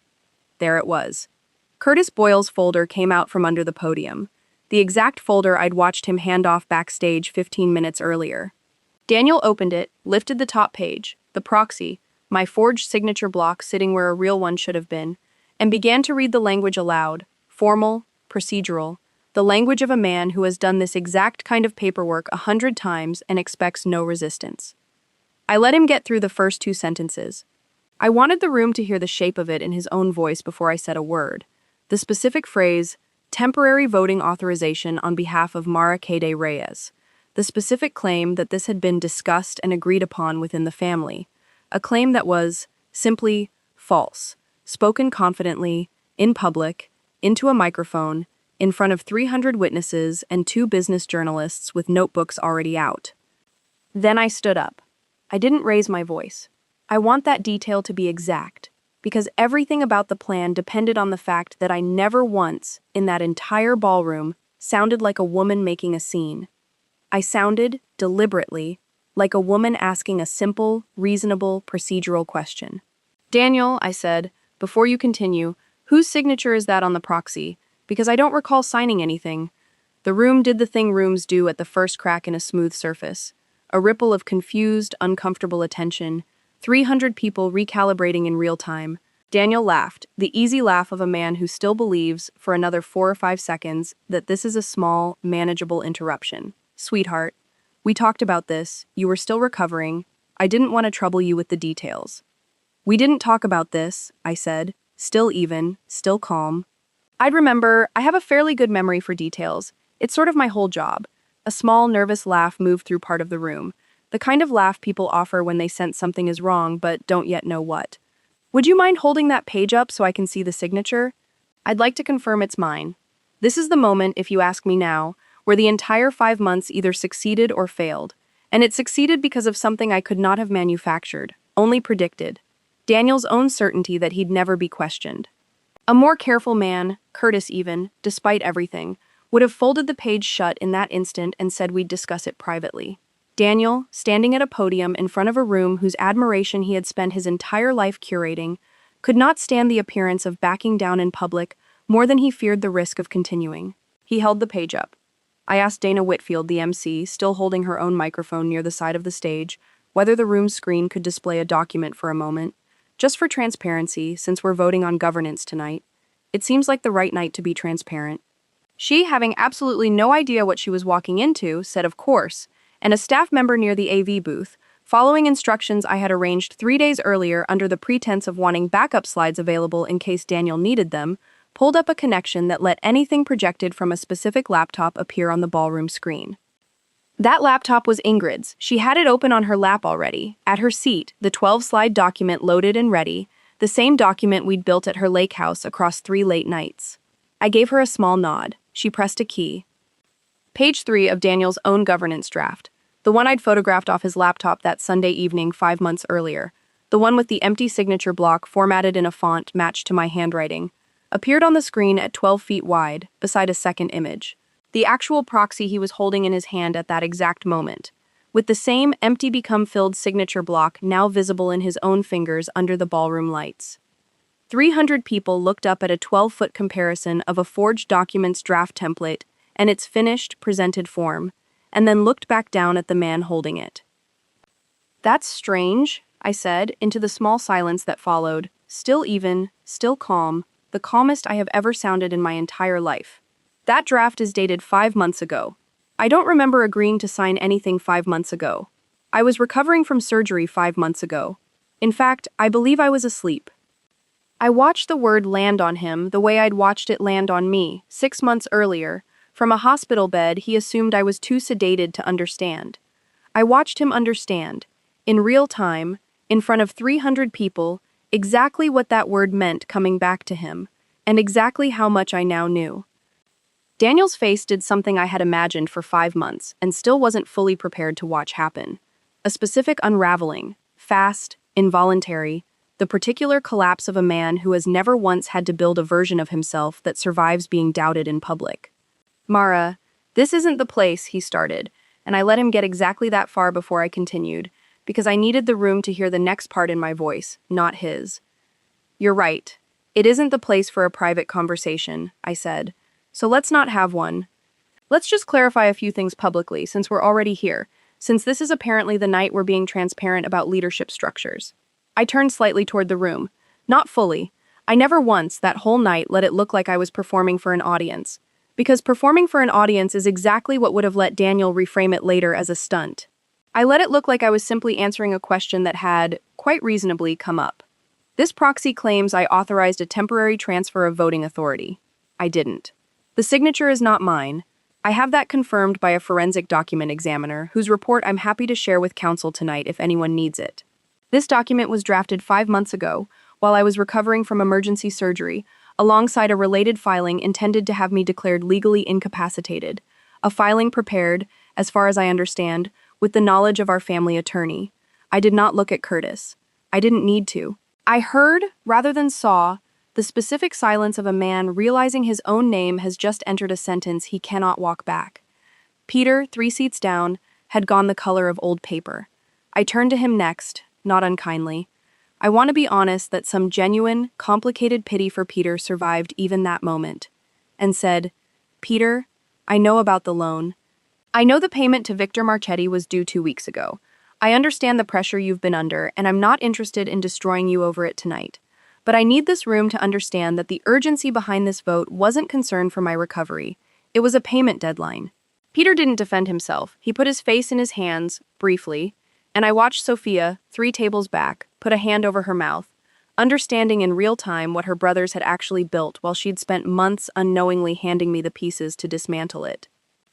Lauren, seated proudly 2 seats from Daniel, exactly as she'd arranged weeks earlier, had gone very still, the stillness of someone doing rapid math on how much of this touches her personally. I looked at her last, among the four, and said gently, because I genuinely believed, and still believe, that she was more used than malicious.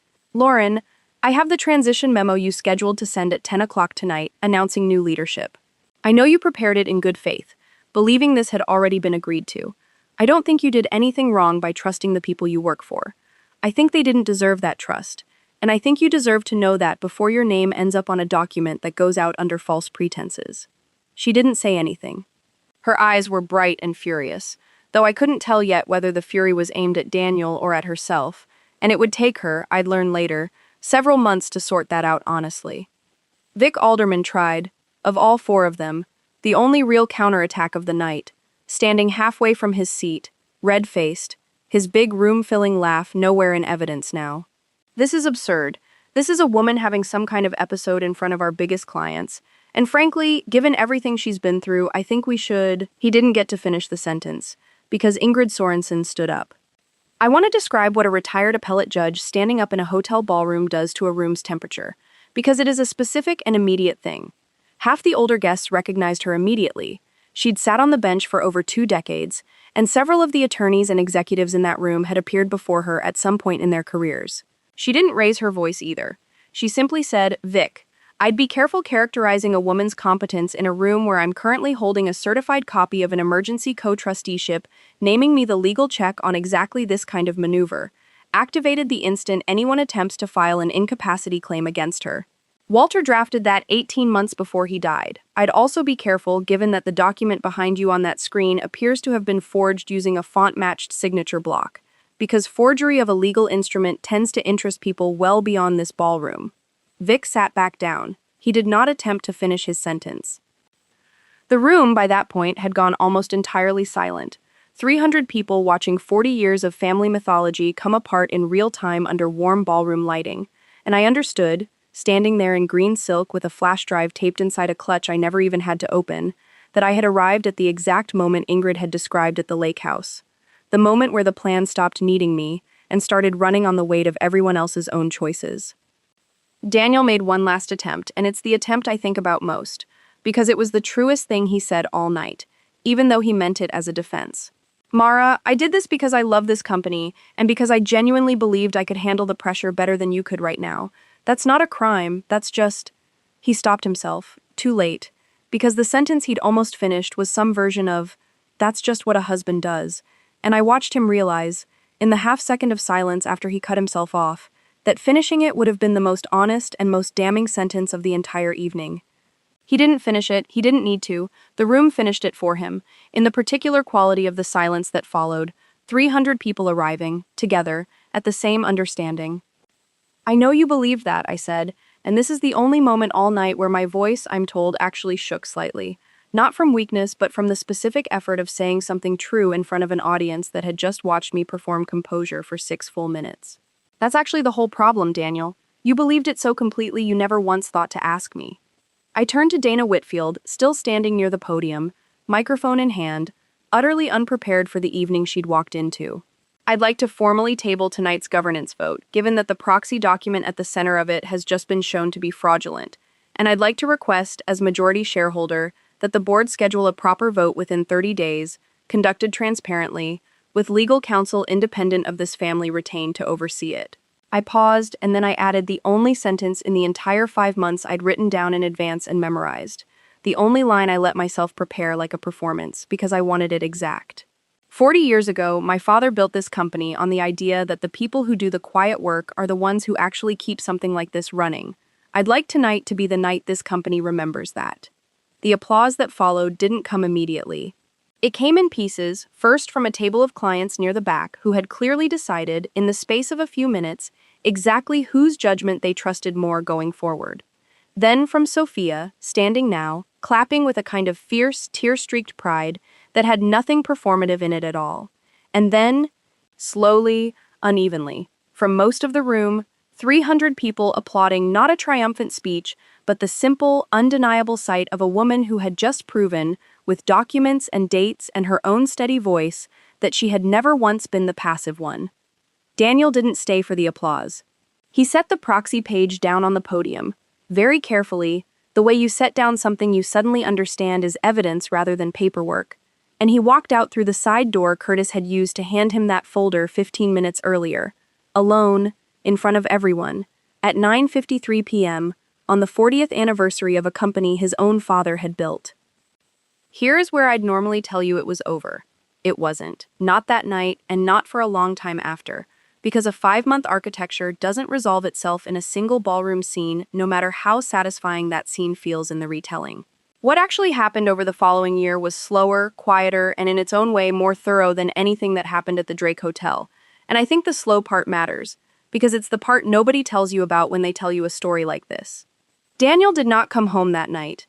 He stayed with his brother for 11 days, and then, once it became clear that the board's independent counsel, a firm Ingrid recommended with no prior history with the Reyes family, had confirmed the forensic examiner's findings beyond dispute, he retained his own attorney and we began the long, unglamorous process of divorce. It took 14 months. He kept his 22% of the company, which the board, after a genuinely transparent vote conducted 41 days after the gala, voted to strip of any executive authority, converting his shares to non-voting equity pending a full governance review. He is, as of the writing of this, no longer employed by Cade Reyes Logistics in any capacity.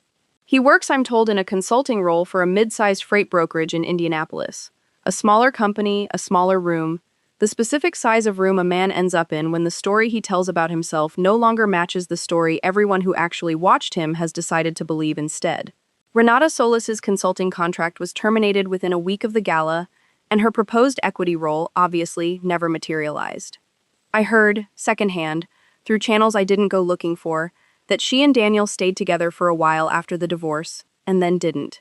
I found, to my own mild surprise, that I felt very little about that either way by the time it reached me. Some wounds closed slower than others. That one, oddly, closed faster than I expected. Peter's consequence was the most immediate, and, I think, the one closest to what he actually needed, rather than what he deserved. I did not pursue any formal action against him.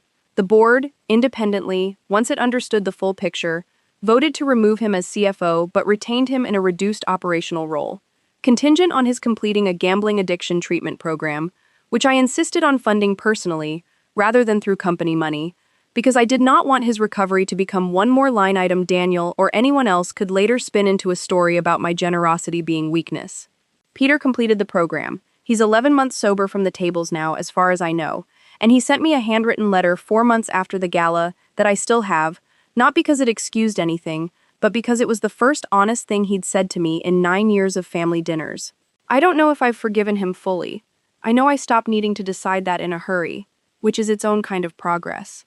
Lauren resigned before the board could formally address her role, which I respected, in a strange way, more than I respected almost anyone else's response to that night.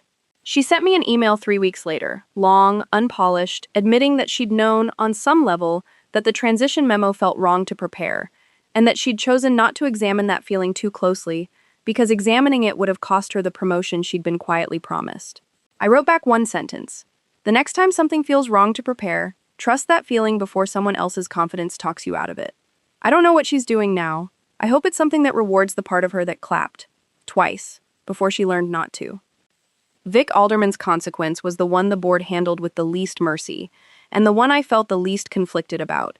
He was removed from the board within the same 41-day review, cited formally, in the minutes, for conduct inconsistent with fiduciary responsibility, language dry enough to satisfy the lawyers and precise enough that everyone in that room understood exactly what it meant.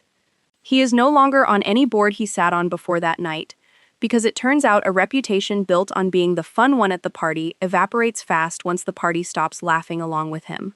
I heard he moved to Sarasota. I have no particular wish to know more than that.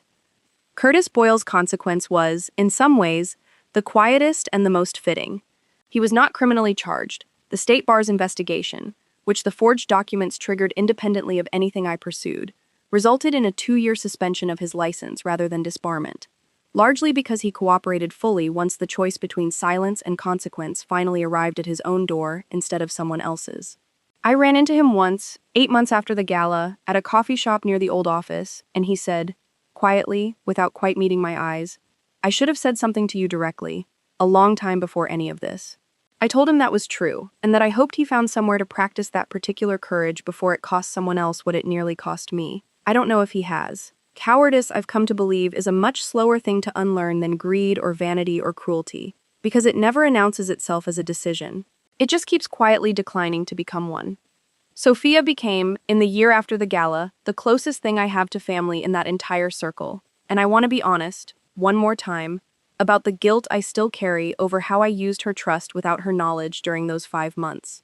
I told her everything, in full, 3 weeks after the gala, sitting in her small apartment near the hospital, and I braced myself for her anger. It came, briefly, sharp and fair. She told me, correctly, that I should have trusted her enough to let her choose whether to be part of the plan, rather than deciding for her that her ignorance was more useful.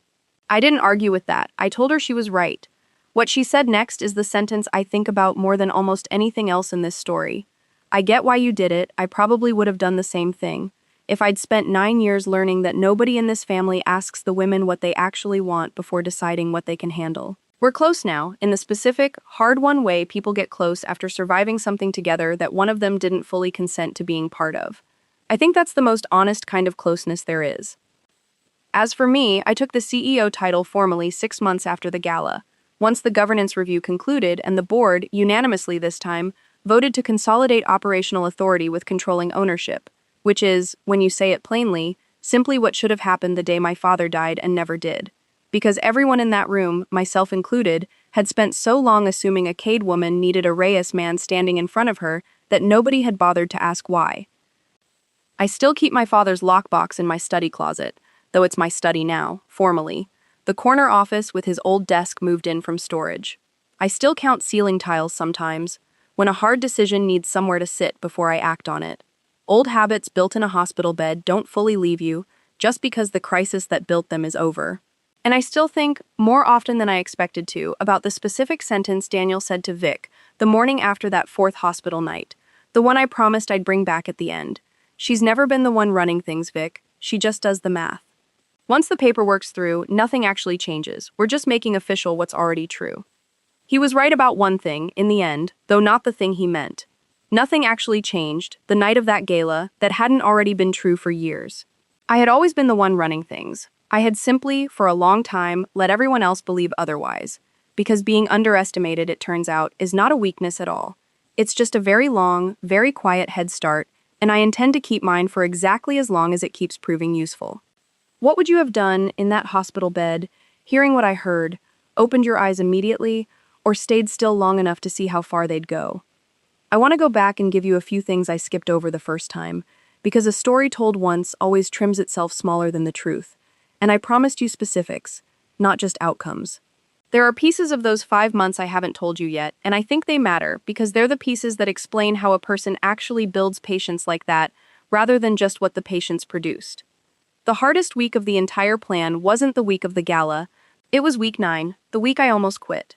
I want to be honest about that because it would be easy to tell this story as a straight, unbroken line of cold competence, and that would be a lie of omission as real as any of Daniel's. In week 9, I sat in my father's study at 2 in the morning with the folder of evidence spread out across his old desk, and I thought, very clearly, in a voice that sounded almost reasonable, "You could just leave. You could take what you know, hire a divorce attorney tomorrow, split the company through litigation, and never have to stand in a ballroom and watch your husband's face fall apart in public. It would be faster, it would be, in some ways, kinder. To him, to Sophia, to the version of your own marriage you spent 9 years actually trying to make work before any of this started." I sat with that voice for almost 2 hours. What talked me out of it wasn't rage, and it wasn't even the company, not really. It was a very specific, very small memory. My father, 6 years before he died, teaching me how to read a freight contract for the clause nobody else bothers to read, the one buried in paragraph 11 that determines who actually bears the liability when something goes wrong at 3 in the morning on a highway in Ohio. He used to say, "Everybody reads the parts that flatter them, Mara. The people who last in this business read the parts that would hurt them if they're wrong, I realized, sitting in his study at 2 in the morning, 9 weeks into building a case against my own husband, that leaving quietly would be reading only the part that flattered me, the part where I got to be the reasonable one, the bigger person, the woman who simply walked away with her dignity intact. It would also mean Daniel got exactly what he wanted, just on a slower timeline. My absence, dressed up as my choice. I decided, that night, that I was not going to hand him the ending he'd already started writing. I was going to write my own, even if it cost more, even if it took longer, even if it meant standing in a ballroom watching a marriage end in front of 300 witnesses instead of quietly, privately, in a lawyer's office where nobody but the two of us would ever know exactly what he'd tried to do. That's the piece I most want you to take from this, more than the forged proxy or the time-stamped memo or even the gala itself. The architecture of a plan like this isn't built out of cleverness. Cleverness is common. What's rare is the willingness to sit with your own worst 2 in the morning doubts, long enough to find the reason underneath them that isn't about winning at all. Mine was never really about winning. It was about refusing to let someone else's comfort be the reason I disappeared quietly from my own life. I should also tell you about Ingrid properly, because I've mentioned her throughout this story as though she simply appeared, fully formed, exactly when I needed her, and that's not quite fair to who she actually is. Ingrid Sorensen spent 26 years on the appellate bench before retiring, and before that, in the early years of her own career, in the 1970s, she was one of exactly 4 women in her law school class, in a firm that made it extremely clear, in ways both spoken and unspoken, that she was tolerated rather than wanted. She told me once, at the lake house, during one of those late planning nights, that she'd learned the exact same lesson I was learning, 30 years earlier, at a much higher cost. Nobody hands a woman power. You take custody of whatever power is already legally yours, quietly, competently, and you wait for the room to catch up to a fact that was already true. She never had children.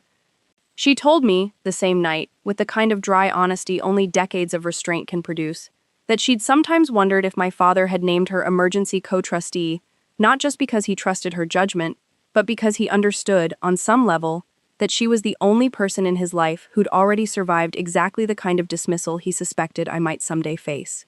I think he did. I think my father, underneath all his old-fashioned ideas about protecting a Cade woman, understood far more about what protection actually required than he ever said out loud while he was alive. I want to tell you one more scene from the gala itself, one I left out of the main account because it happened after the room's attention had already moved on, in the confusion of guests deciding whether to leave early or stay for what remained of the evening. Sophia found me near the coat check, 20 minutes after Daniel walked out, and she didn't say anything about the vote, or Peter, or any of it at first. She just hugged me, hard, the specific hard hug of someone who has just understood, all at once, how much weight another person has been carrying silently. Then she pulled back and said, "You should have told me." I said, "I know," she said, "but I understand why you didn't. And I hate that I understand it, because it means I've lived in this family long enough to know exactly how it would have gone if you had." That sentence has stayed with me longer than almost anything Daniel said that whole night, because it wasn't an accusation. It was a diagnosis, delivered by someone who loved the family enough to see it clearly, and honest enough not to pretend otherwise. There's a version of this story that ends at the ballroom, with applause and a clean exit, and a villain walking out a side door into the appropriate darkness. I've told you that version, and it's true, but it isn't complete because real consequences don't resolve in a single scene.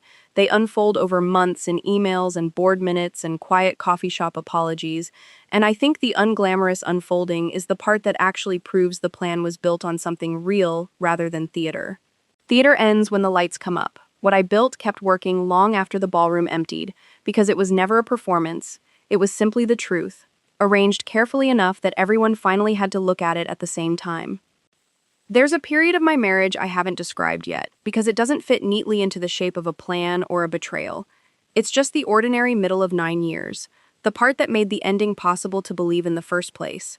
And I think you deserve to understand that too, because a woman doesn't marry a man like Daniel Reyes expecting to spend a decade quietly disappearing. She marries someone she believes sees her clearly, and the tragedy underneath this whole story is that, for a while, I think he actually did. In the first 2 years, before my father's health started declining, before the company's daily gravity pulled everything else out of orbit, Daniel used to leave notes in my laptop bag. Small, specific ones, referencing a model I'd built or a call I'd handled well. Not generic compliments, but precise ones, the kind that prove someone was actually paying attention rather than performing affection. I kept some of those notes for years, in a drawer in my nightstand, long after the version of him who wrote them had quietly stopped existing. I found them again, the week after the gala, while packing to move temporarily into my father's old house during the divorce proceedings, and I sat on the floor of our old bedroom and read 20 of them in a row, and I want to tell you honestly that I cried harder over those notes than I ever cried over the forged proxy, or the affair, or any of the specific betrayals that came later. Because the notes were proof that the erosion wasn't inevitable. It was a choice, made slowly, over years, by a man who had once been fully capable of seeing me and decided, gradually, that seeing me less was more convenient than the alternative. I tell you this not to soften him. I don't think he deserves softening, and I've been careful throughout this account not to manufacture sympathy where the facts don't support it, but because I think it's the most honest explanation for why it took me 9 years to build the kind of attention that eventually took him down. You don't develop a forensic eye for betrayal by living with an obvious villain. You develop it by living, for a long time, with someone who used to be careful with you, and learning, slowly and against your own will, to notice the exact moment carefulness turned into performance. I think about the notes sometimes when people ask me, and people do ask me now, more than I expected, colleagues and acquaintances, and once a journalist writing a piece about women taking over family businesses after a difficult transition, a phrase I found almost funny in its blandness, how I knew exactly when to start paying attention. The honest answer isn't a single dramatic moment. It's the gap between the man who left me a note about a routing model in year 2 and the man who told a room full of colleagues in year 7 that I does the homework so the rest of us don't have to.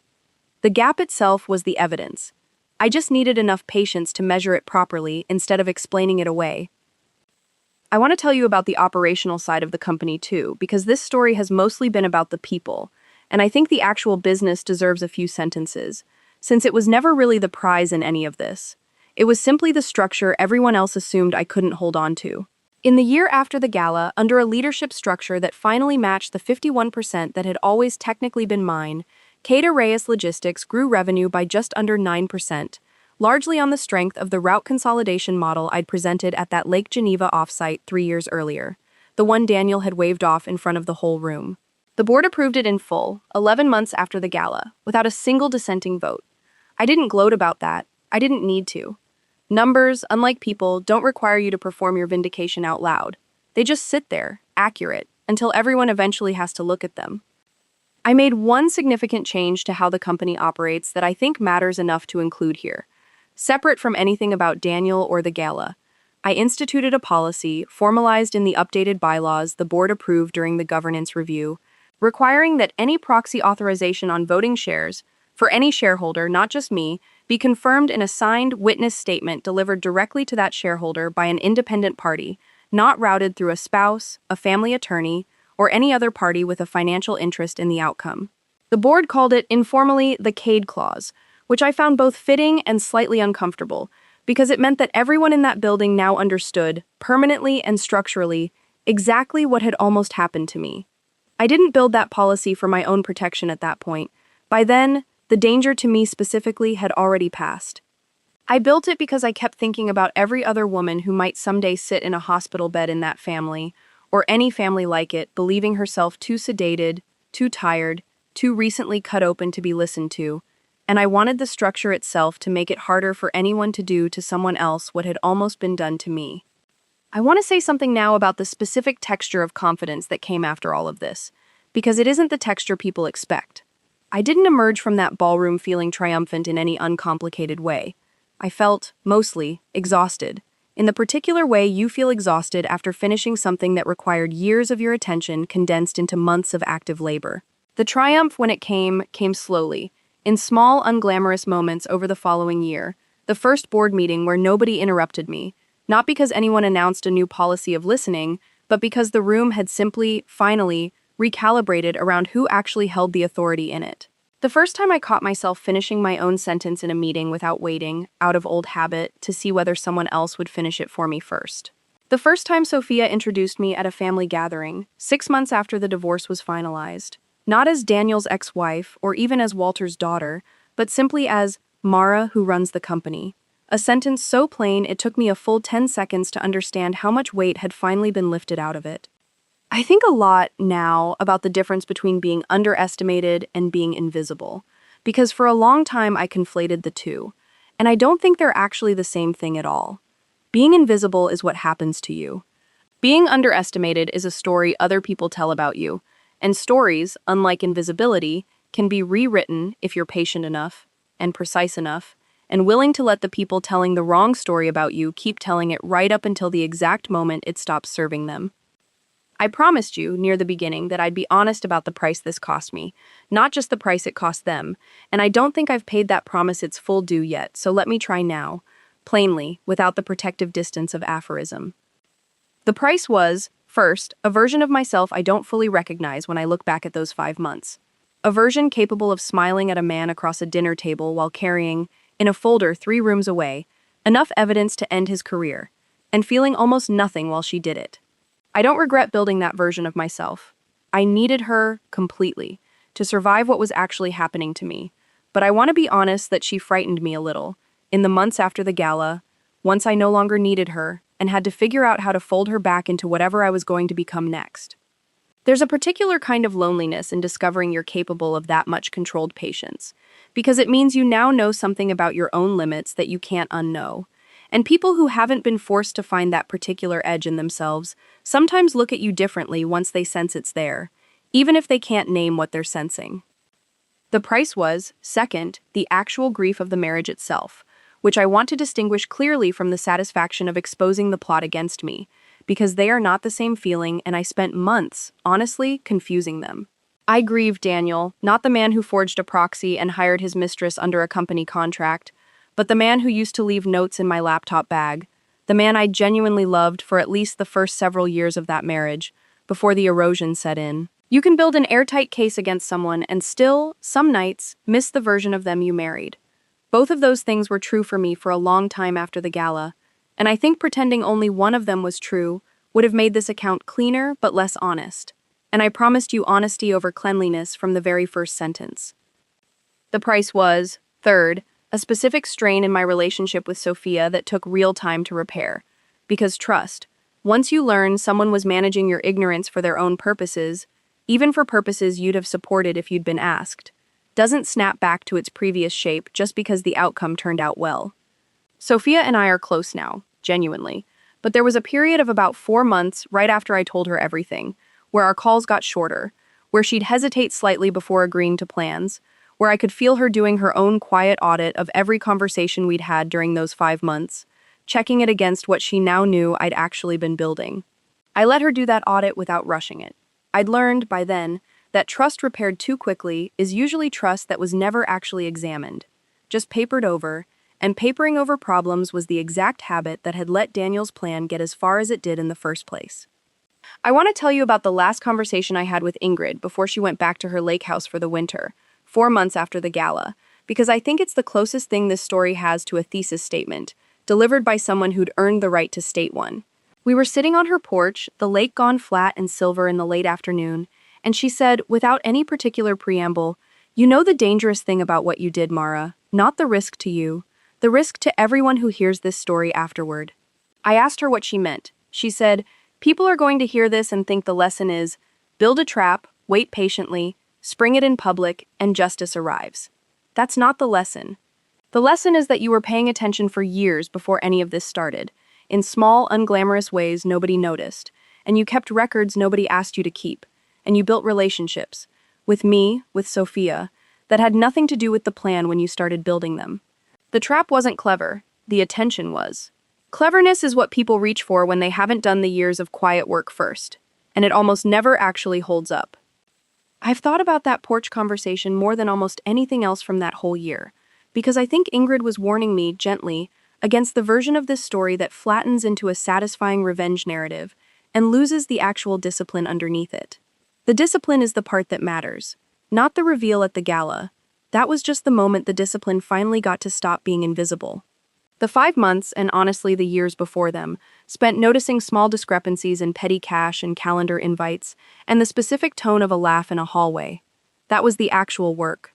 Unglamorous, mostly boring, requiring nothing more dramatic than a willingness to keep looking at things other people had already decided weren't worth looking at. I want to close this account, finally, with the thing I think about most when I drive past the Drake Hotel now, which I do fairly often, since it's a few blocks from the office. It isn't the applause, and it isn't Daniel's face when the screen came up, and it isn't even the specific relief of watching the vote get tabled in my favor. It's a much smaller image, me, alone, in a hospital bed at 9:14 p.m. on an ordinary Tuesday, eyes closed, body too weak to do anything but listen, making the first and most important decision of the entire 5 months. Not to fight, not yet, not to move, not yet, just to stay still, and pay attention, and trust that attention, given enough time, is its own form of power. Nobody teaches you that in a leadership seminar, nobody puts it in a company handbook. But I think it's the truest thing I know now, and I think it's the thing I'd want any woman listening to this to carry out of it, more than the specifics of the forged proxy or the gambling debt or the affair. The people who underestimate you are doing you an enormous, if unintentional, favor. They're handing you the one resource that actually wins things like this. They're handing you their own certainty that you're not watching. Don't waste it by proving them wrong too soon. Let me give you the procedural detail I skipped past too quickly. Because I think the mechanics matter, and because I've noticed, in the months since, that people are often more interested in exactly how something like this gets legally settled than in the emotional beats around it. And they deserve the real answer instead of a vague gesture at consequences. The forensic document examiner Ingrid brought in was a woman named Corinne Adair, semi-retired, based in Naperville, who had spent 22 years testifying in cases involving contested wills, forged signatures, and disputed contracts before state and federal courts across the Midwest. I met her twice before the gala, both times at Ingrid's lake house rather than any office, out of an abundance of caution about paper trails that might tip Daniel off before I was ready. Corinne's method was more painstaking than I expected. She didn't simply eyeball the signature and declare it fake. She ran a comparative stroke analysis against 11 verified samples of my actual signature, pulled from old tax filings, a passport renewal, and 2 prior board consent forms, measuring pen lift patterns, stroke pressure variance, and letter form consistency, and she produced a formal written opinion, 11 pages, concluding with a confidence rating she described to me as close to certainty as this field gets without a confession, that the signature on the proxy had been generated digitally, using a font built from a scanned sample of my handwriting, rather than physically signed by any human hand at all. That distinction mattered enormously once the state bar and, eventually, the county state's attorney's office got involved, because a digitally generated forged signature block is harder to explain away as an innocent misunderstanding than a hastily traced one might have been. I want to be precise about what did and did not happen legally after the gala, because I think vague references to consequences do a disservice to how genuinely unglamorous the follow-through actually was. There was no dramatic criminal trial. Daniel was never criminally charged in the end, for a reason that frustrated me for a while before I made peace with it. Proving criminal intent to defraud, beyond a reasonable doubt, in a case involving a proxy document that was ultimately never actually presented as final in a completed vote, turned out to be a higher bar than the state's attorney's office was willing to invest resources in pursuing, especially once the civil and governance remedies had already, functionally, resolved the practical harm. I understood the logic, I didn't love it. Ingrid, with the patience of someone who had spent a career watching imperfect justice arrive anyway, told me, civil remedies moved the money and the power back to where they belonged. That's usually the most any of us actually get, Mara. The story you tell about it is where the rest of the accounting happens. I've come to agree with her. Mostly, though there are still nights I wish a courtroom had said the word fraud out loud about what happened to me, instead of a boardroom quietly reallocating equity and calling it governance reform. Curtis Boyle's bar complaint, by contrast, moved through a formal disciplinary process, because attorney ethics violations carry a lower evidentiary bar than criminal fraud, and because Corinne Adair's report, combined with Curtis's own emails coordinating the filing with Dr. Aldrich's office, left very little room for interpretation. The 2-year suspension I mentioned earlier came with a formal finding that he had drafted and facilitated legal instruments he knew or should have known were intended to misrepresent client consent, language dry enough for a filing cabinet and precise enough, again, to satisfy anyone who bothered to actually read it. Dr. Aldrich, the Winnetka physician Lauren had mentioned on that third hospital night, the one who owed Vic a favor, never actually completed or submitted the incapacity evaluation, which became relevant to how lightly, relatively speaking, he was treated by the medical board, a formal reprimand and a mandated ethics course, rather than a suspension, on the reasoning that an unfinished, unsubmitted blank letter template, however damning in intent, hadn't yet caused direct harm to a patient. I found that distinction frustrating too, in the specific way you find a near miss frustrating even after you've survived it. The system, it turns out, is often more interested in punishing completed harm than in punishing the architecture that made harm nearly inevitable. And I think that's a genuine flaw worth naming, rather than smoothing over in the telling. I want to give you a fuller account of the board vote that finally consolidated my authority formally, 6 months after the gala, because it's a scene I've mostly summarized until now and it deserves its own texture. It happened in a much smaller room than the ballroom, the actual boardroom on the 4th floor of the Halsted Street office. 11 people around a long table my father had commissioned in 1994. Dark walnut, slightly too large for the room.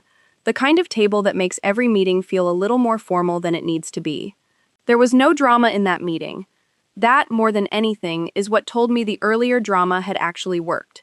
Nobody argued, nobody raised their voice, nobody needed to be convinced. The independent counsel presented the governance review's findings. The board discussed operational continuity. And then 11 people, one at a time, in alphabetical order per the bylaws my father wrote decades earlier, voted to formalize my authority as CEO and chair, with Peter abstaining rather than voting against. A small, quiet gesture I noticed and appreciated more than I let on that day. I signed the paperwork with my father's old fountain pen, the one I'd found in his lockbox alongside the codicil, because it felt right, and because I think he would have appreciated the specific, unglamorous continuity of it.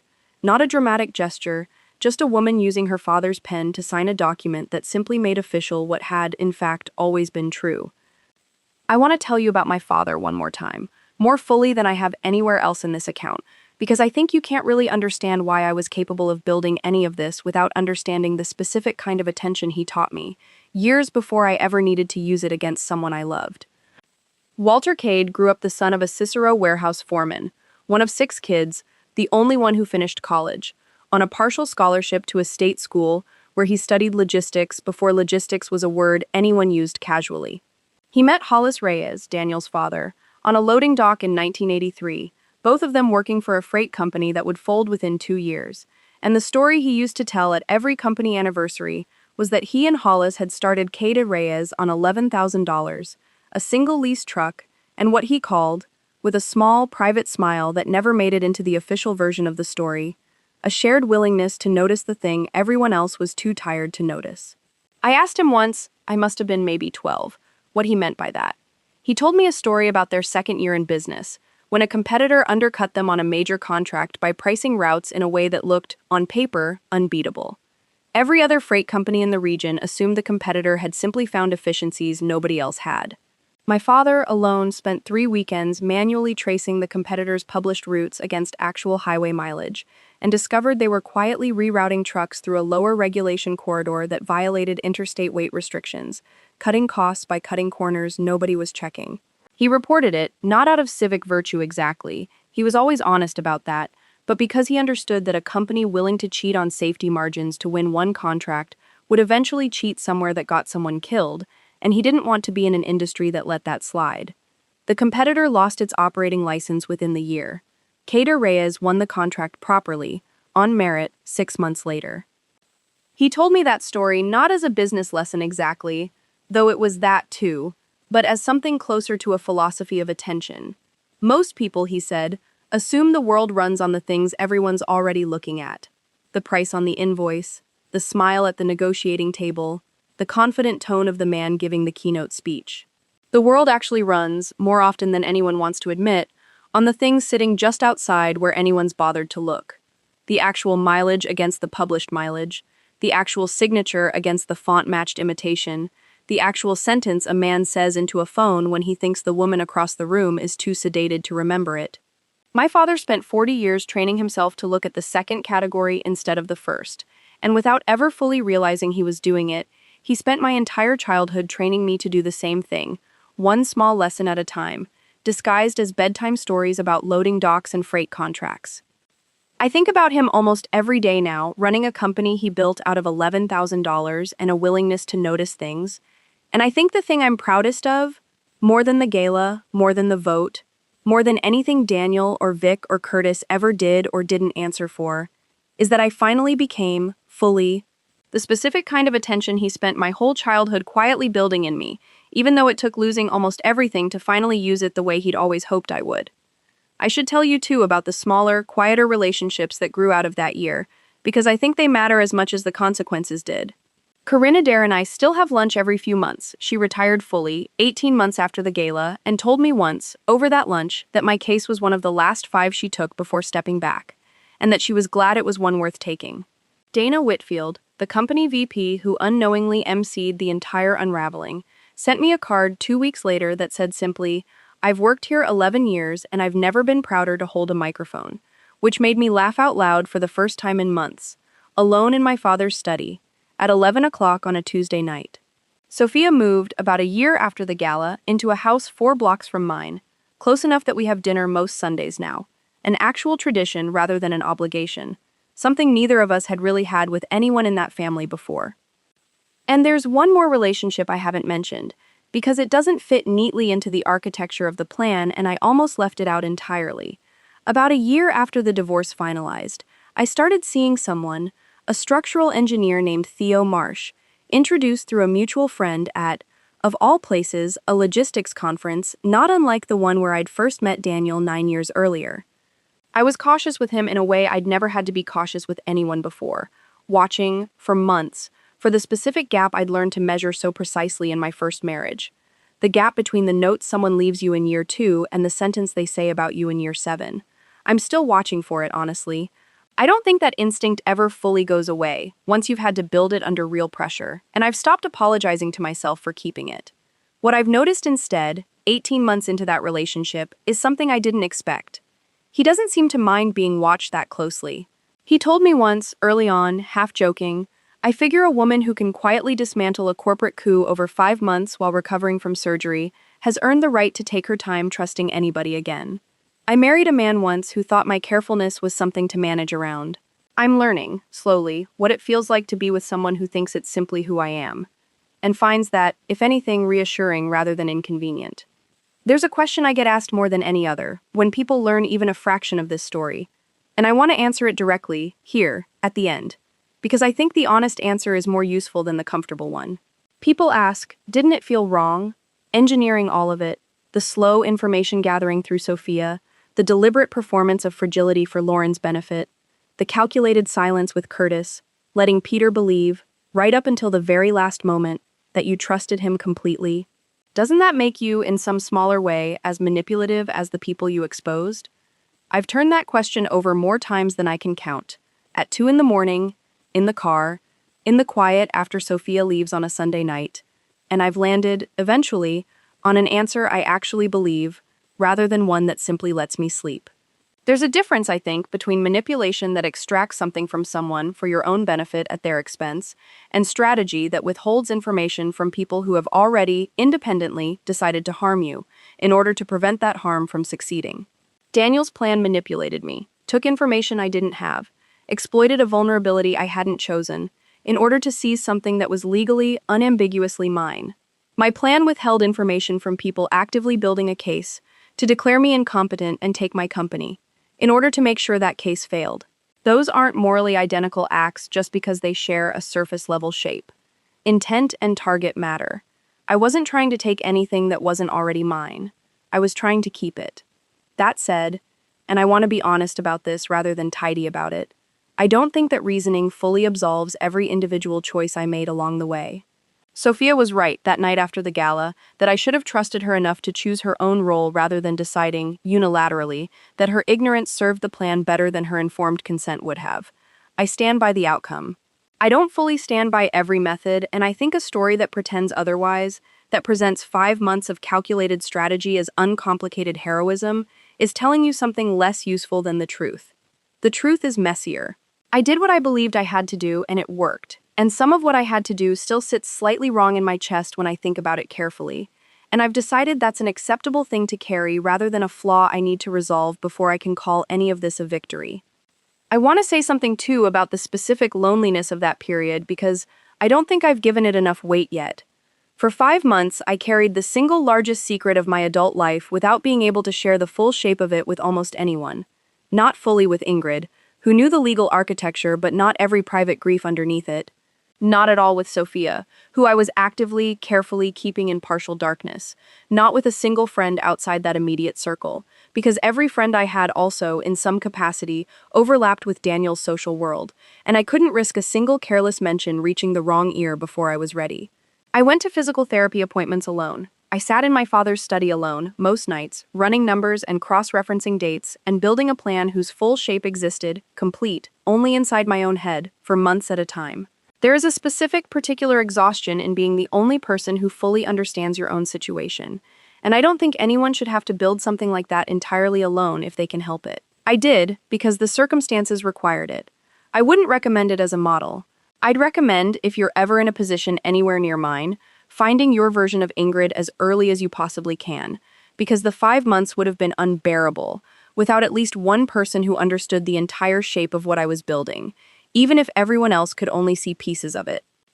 I think, too, about the specific mechanics of patience, because I've used that word so often in this account that I worry it started to sound like a virtue rather than a skill, and I want to be precise that it is, in fact, a skill, trainable, learnable, not some innate quality certain women simply have and others don't. I wasn't naturally patient before all of this. I was, if anything, the opposite. Impulsive with strong opinions in my 20s, quick to argue a point I believed in, quick to want resolution the moment I sensed a problem. What I built over 9 years of marriage and then, more deliberately, over 5 months of active strategy was a specific, practiced discipline of delay. The ability to feel a strong reaction, anger, hurt, the urge to confront, and set it down, consciously, in a mental drawer, to be picked back up only when the timing served the actual goal rather than the immediate emotional relief of acting on it. That discipline is exhausting to build. It gets easier with practice, the way any skill does, but I want to be honest that it never becomes effortless, and I don't think it should. The day patience like that becomes effortless is probably the day it's curdled into something colder than strategy, something closer to permanent detachment, which is its own kind of cost I'm not willing to pay. Even now, even having seen how well the discipline can work when it's aimed at the right target for the right reasons. Let me tell you what an ordinary Tuesday looks like now, 2 years out from that gala, because I think the aftermath deserves as much specificity as the plan itself, and because most stories like this end at the moment of triumph and skip the much longer, much quieter question of what a person actually builds once the fighting stops. I wake at 5:40 most mornings, a habit left over from the recovery months when sleep came in short, interrupted stretches, and I never fully retrained my body out of it. I make coffee in my father's old kitchen. The house is fully mine now, purchased outright from the estate rather than shared with anyone. The first home I've owned as a single, independent adult since I was 22. I read the overnight freight numbers before anyone else in the building is awake, a habit Daniel used to tease me about, gently, in the early years, before the teasing curdled into something closer to dismissal. I don't miss the teasing. I do, some mornings, miss having someone across the table while I do it, which is a different feeling entirely. And I've learned to let both of those things be true without needing to resolve them into a single tidy emotion. I'm in the office by 7:30 most days, in the same corner office my father used for 30 years, at the same walnut desk, though I've made small changes he'd probably tease me about if he were still alive to see them. A second monitor he never would have wanted, a small potted fig tree Sophia gave me that I've somehow, against all odds, kept alive for 14 months. The board meets on the second Tuesday of every month now, in that same fourth-floor room, at that same long table, and I run those meetings the way my father ran them, which is to say, I let people finish their sentences, all the way through, even when I already know where they're going, because I learned, the hard way, exactly how much it costs a person to be interrupted by someone who's decided in advance they already know what she's going to say. Peter still works for the company, in a reduced role that suits him better than the CFO title ever did. Honestly. He oversees vendor relationships now, a job that plays to the genuine charm he has when he's not drowning in debt and desperation. And he's good at it, better than I expected, and I've stopped waiting for the other shoe to drop with him, mostly. Lauren, I heard through a mutual industry contact, took a job at a nonprofit logistics coalition 8 months after she resigned, doing work she described, in a brief LinkedIn message she sent me out of nowhere one afternoon, as The first job I've had where I actually believe in what I'm helping build, instead of just believing in the person I'm helping. I wrote back and wished her well, and meant it. Vic Alderman. I haven't heard from directly since the gala, which I consider, honestly, one of the cleaner outcomes of the entire year. Curtis Boyle, once his suspension ended, opened a small solo practice in a suburb west of the city, handling mostly minor estate work, a much smaller version of the career he used to have, and I think, in a strange way, a much more honest one, the kind of quiet, low-stakes work that doesn't require the specific brand of professional courage he spent 30 years failing to develop. Ingrid still calls every other Sunday, and we still talk for an hour, sometimes about the company, more often now about nothing in particular, a book she's reading, a case from decades ago she suddenly remembered a new detail about, the specific quality of light on the lake in late autumn. I think our relationship has become, over these 2 years, less about the plan we built together and more about the actual friendship the plan happened to reveal was possible, which I think is true of most alliances that survive a crisis. The crisis is never really the point of the relationship, just the accident that finally proves it was there all along, waiting to be used for something other than an emergency.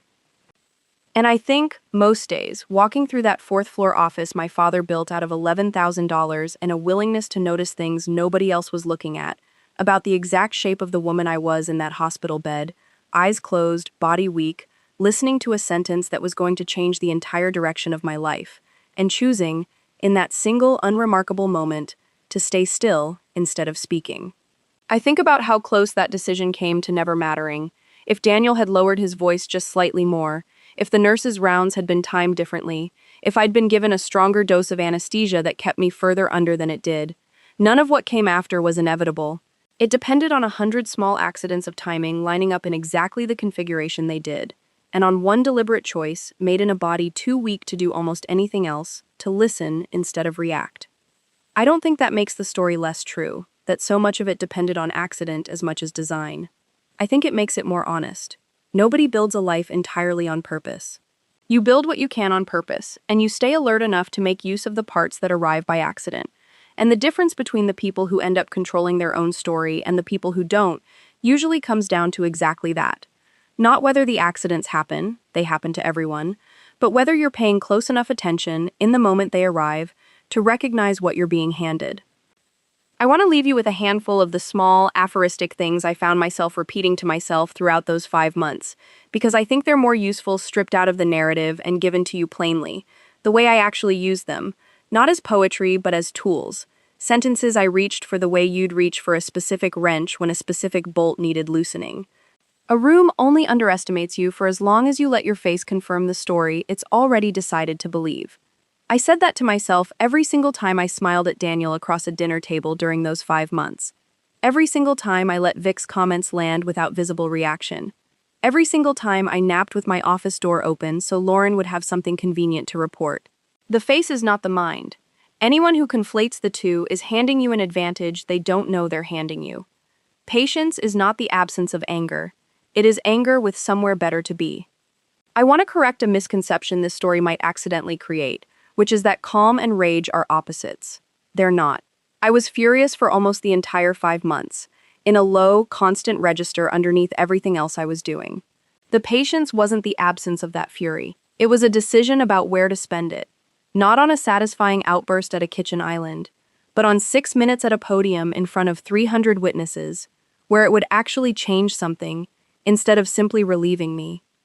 The people who build traps out of contempt for you will always eventually stand in them, because contempt makes a person careless in exactly the places carefulness matters most.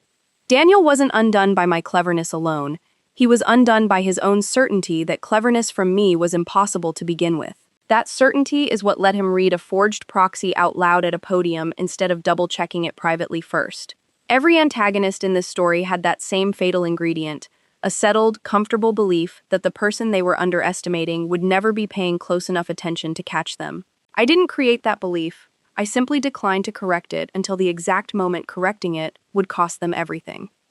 Evidence collected in anger gets challenged. Evidence collected in patience gets believed.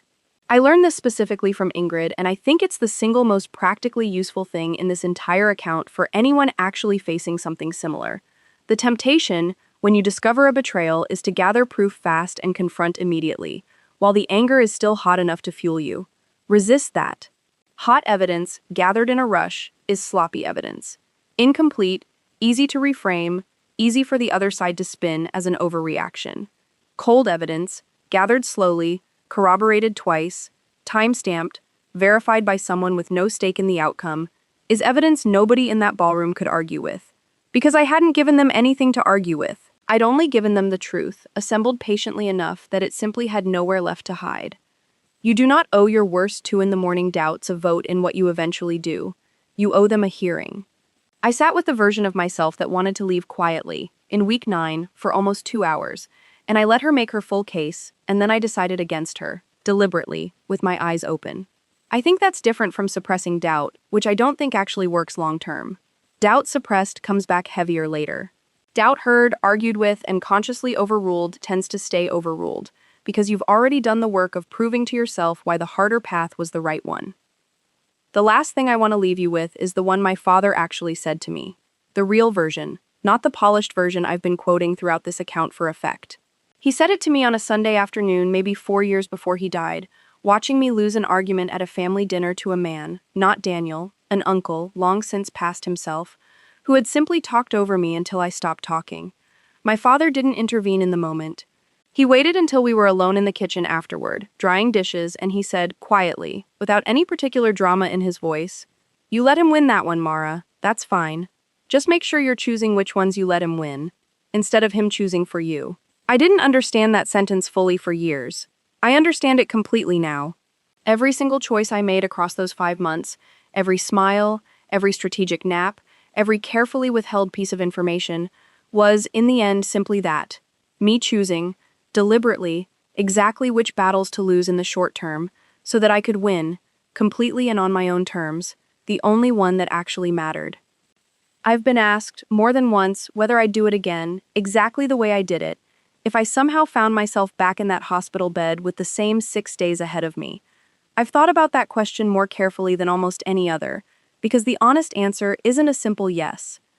I would listen again, I would stay still again, in that first moment, because I think that instinct, to gather information before reacting, to understand the full shape of a threat before responding to it, is the single most important thing that saved me, and I don't think I'd trade it away even if I could. But I think I would build the alliances faster and more honestly than I did the first time.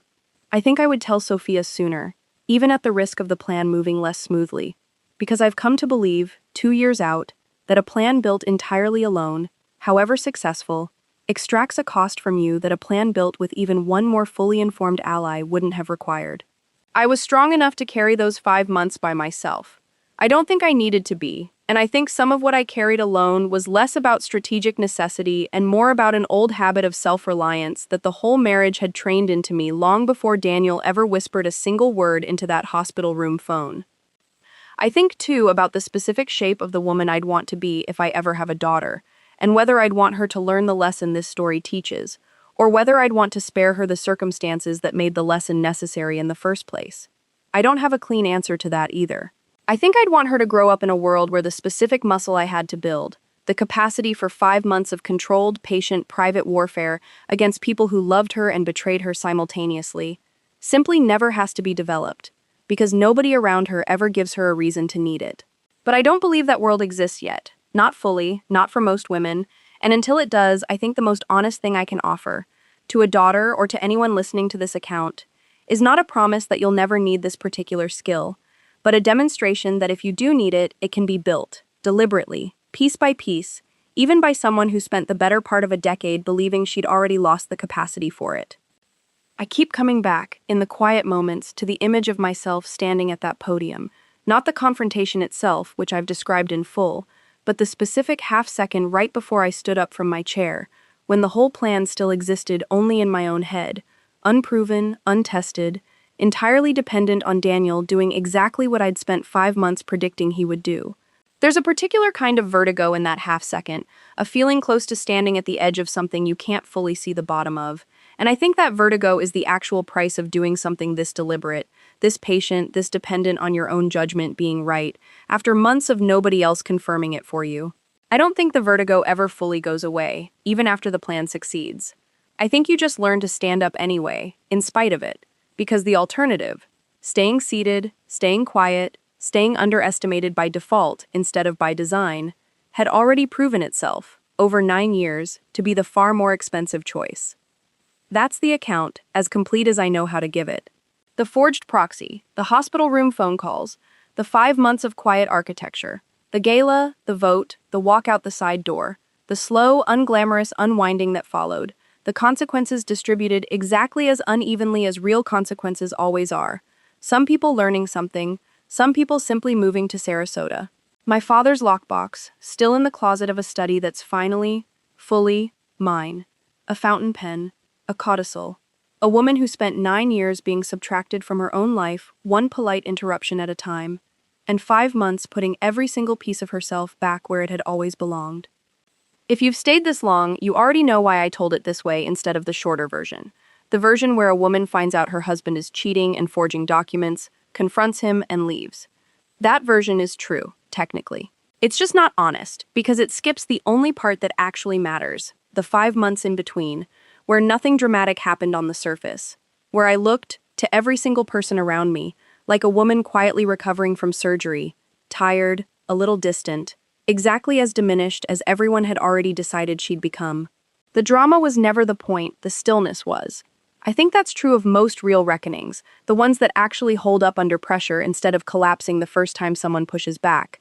They're built in the unglamorous, uncounted hours nobody's watching, not in the 6 minutes at a podium that everyone remembers.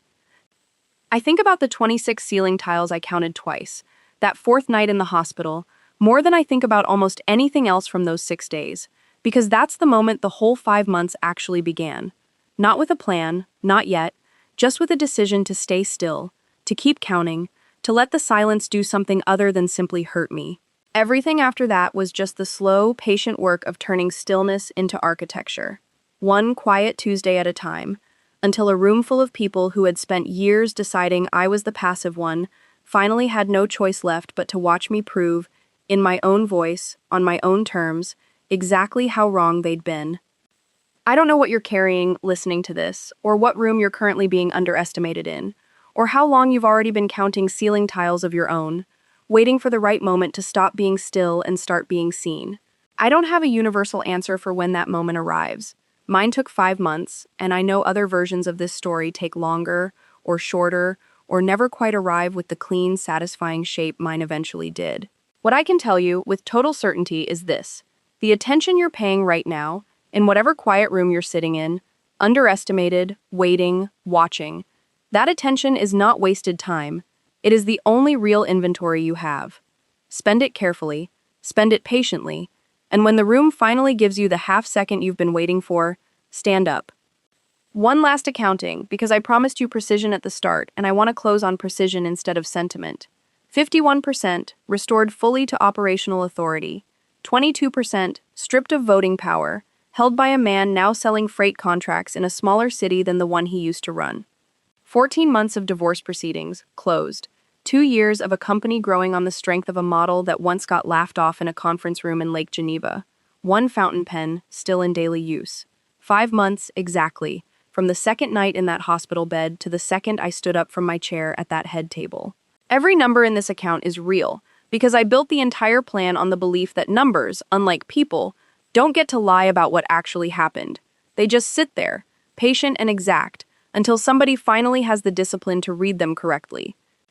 I was still holding my water glass when Daniel walked out that side door, and I remember, very specifically, that my hand wasn't shaking anymore.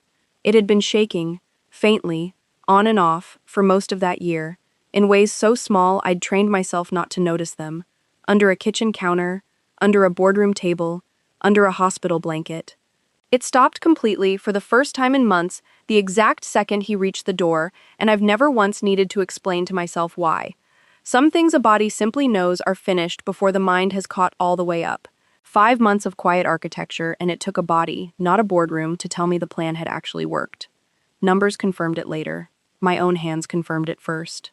There's one detail I saved for last on purpose, because I think it belongs here more than anywhere earlier in the account. 3 weeks after the gala, cleaning out a drawer in the study I'd finally claimed as fully mine, I found the small card that had come with Lauren's white ranunculus, the one that said, "Thinking of you, boss's better half," in handwriting too careful to be spontaneous. I almost threw it away without looking at it twice. Instead, I turned it over, and on the back, in different handwriting, hurried, unsigned, someone on the hospital florist staff had scrawled a note meant for the delivery room, not for me. Recipient asleep on arrival. Left at bedside per instructions. Left at bedside per instructions while I was asleep. I keep that card in the same lockbox as the codicil now. Some proof you go looking for. Some proof simply waits, patiently, for you to finally be the kind of person who turns it over. I have one more card like that. So, one I haven't turned over yet, one that arrived last week, unsigned, in handwriting I almost recognize, from a name I haven't mentioned once in this entire account. Someone who was in that ballroom that night and has been quietly reaching out to me ever since. And I still don't know if I'm looking at an ally or the beginning of something I haven't finished counting the tiles for yet. Comment, turn it over if you want part 2. Follow so you don't miss it. Because I promise you, I already know exactly what it says, and I'm still deciding, tonight, right now, how still I want to stay before I finally answer it.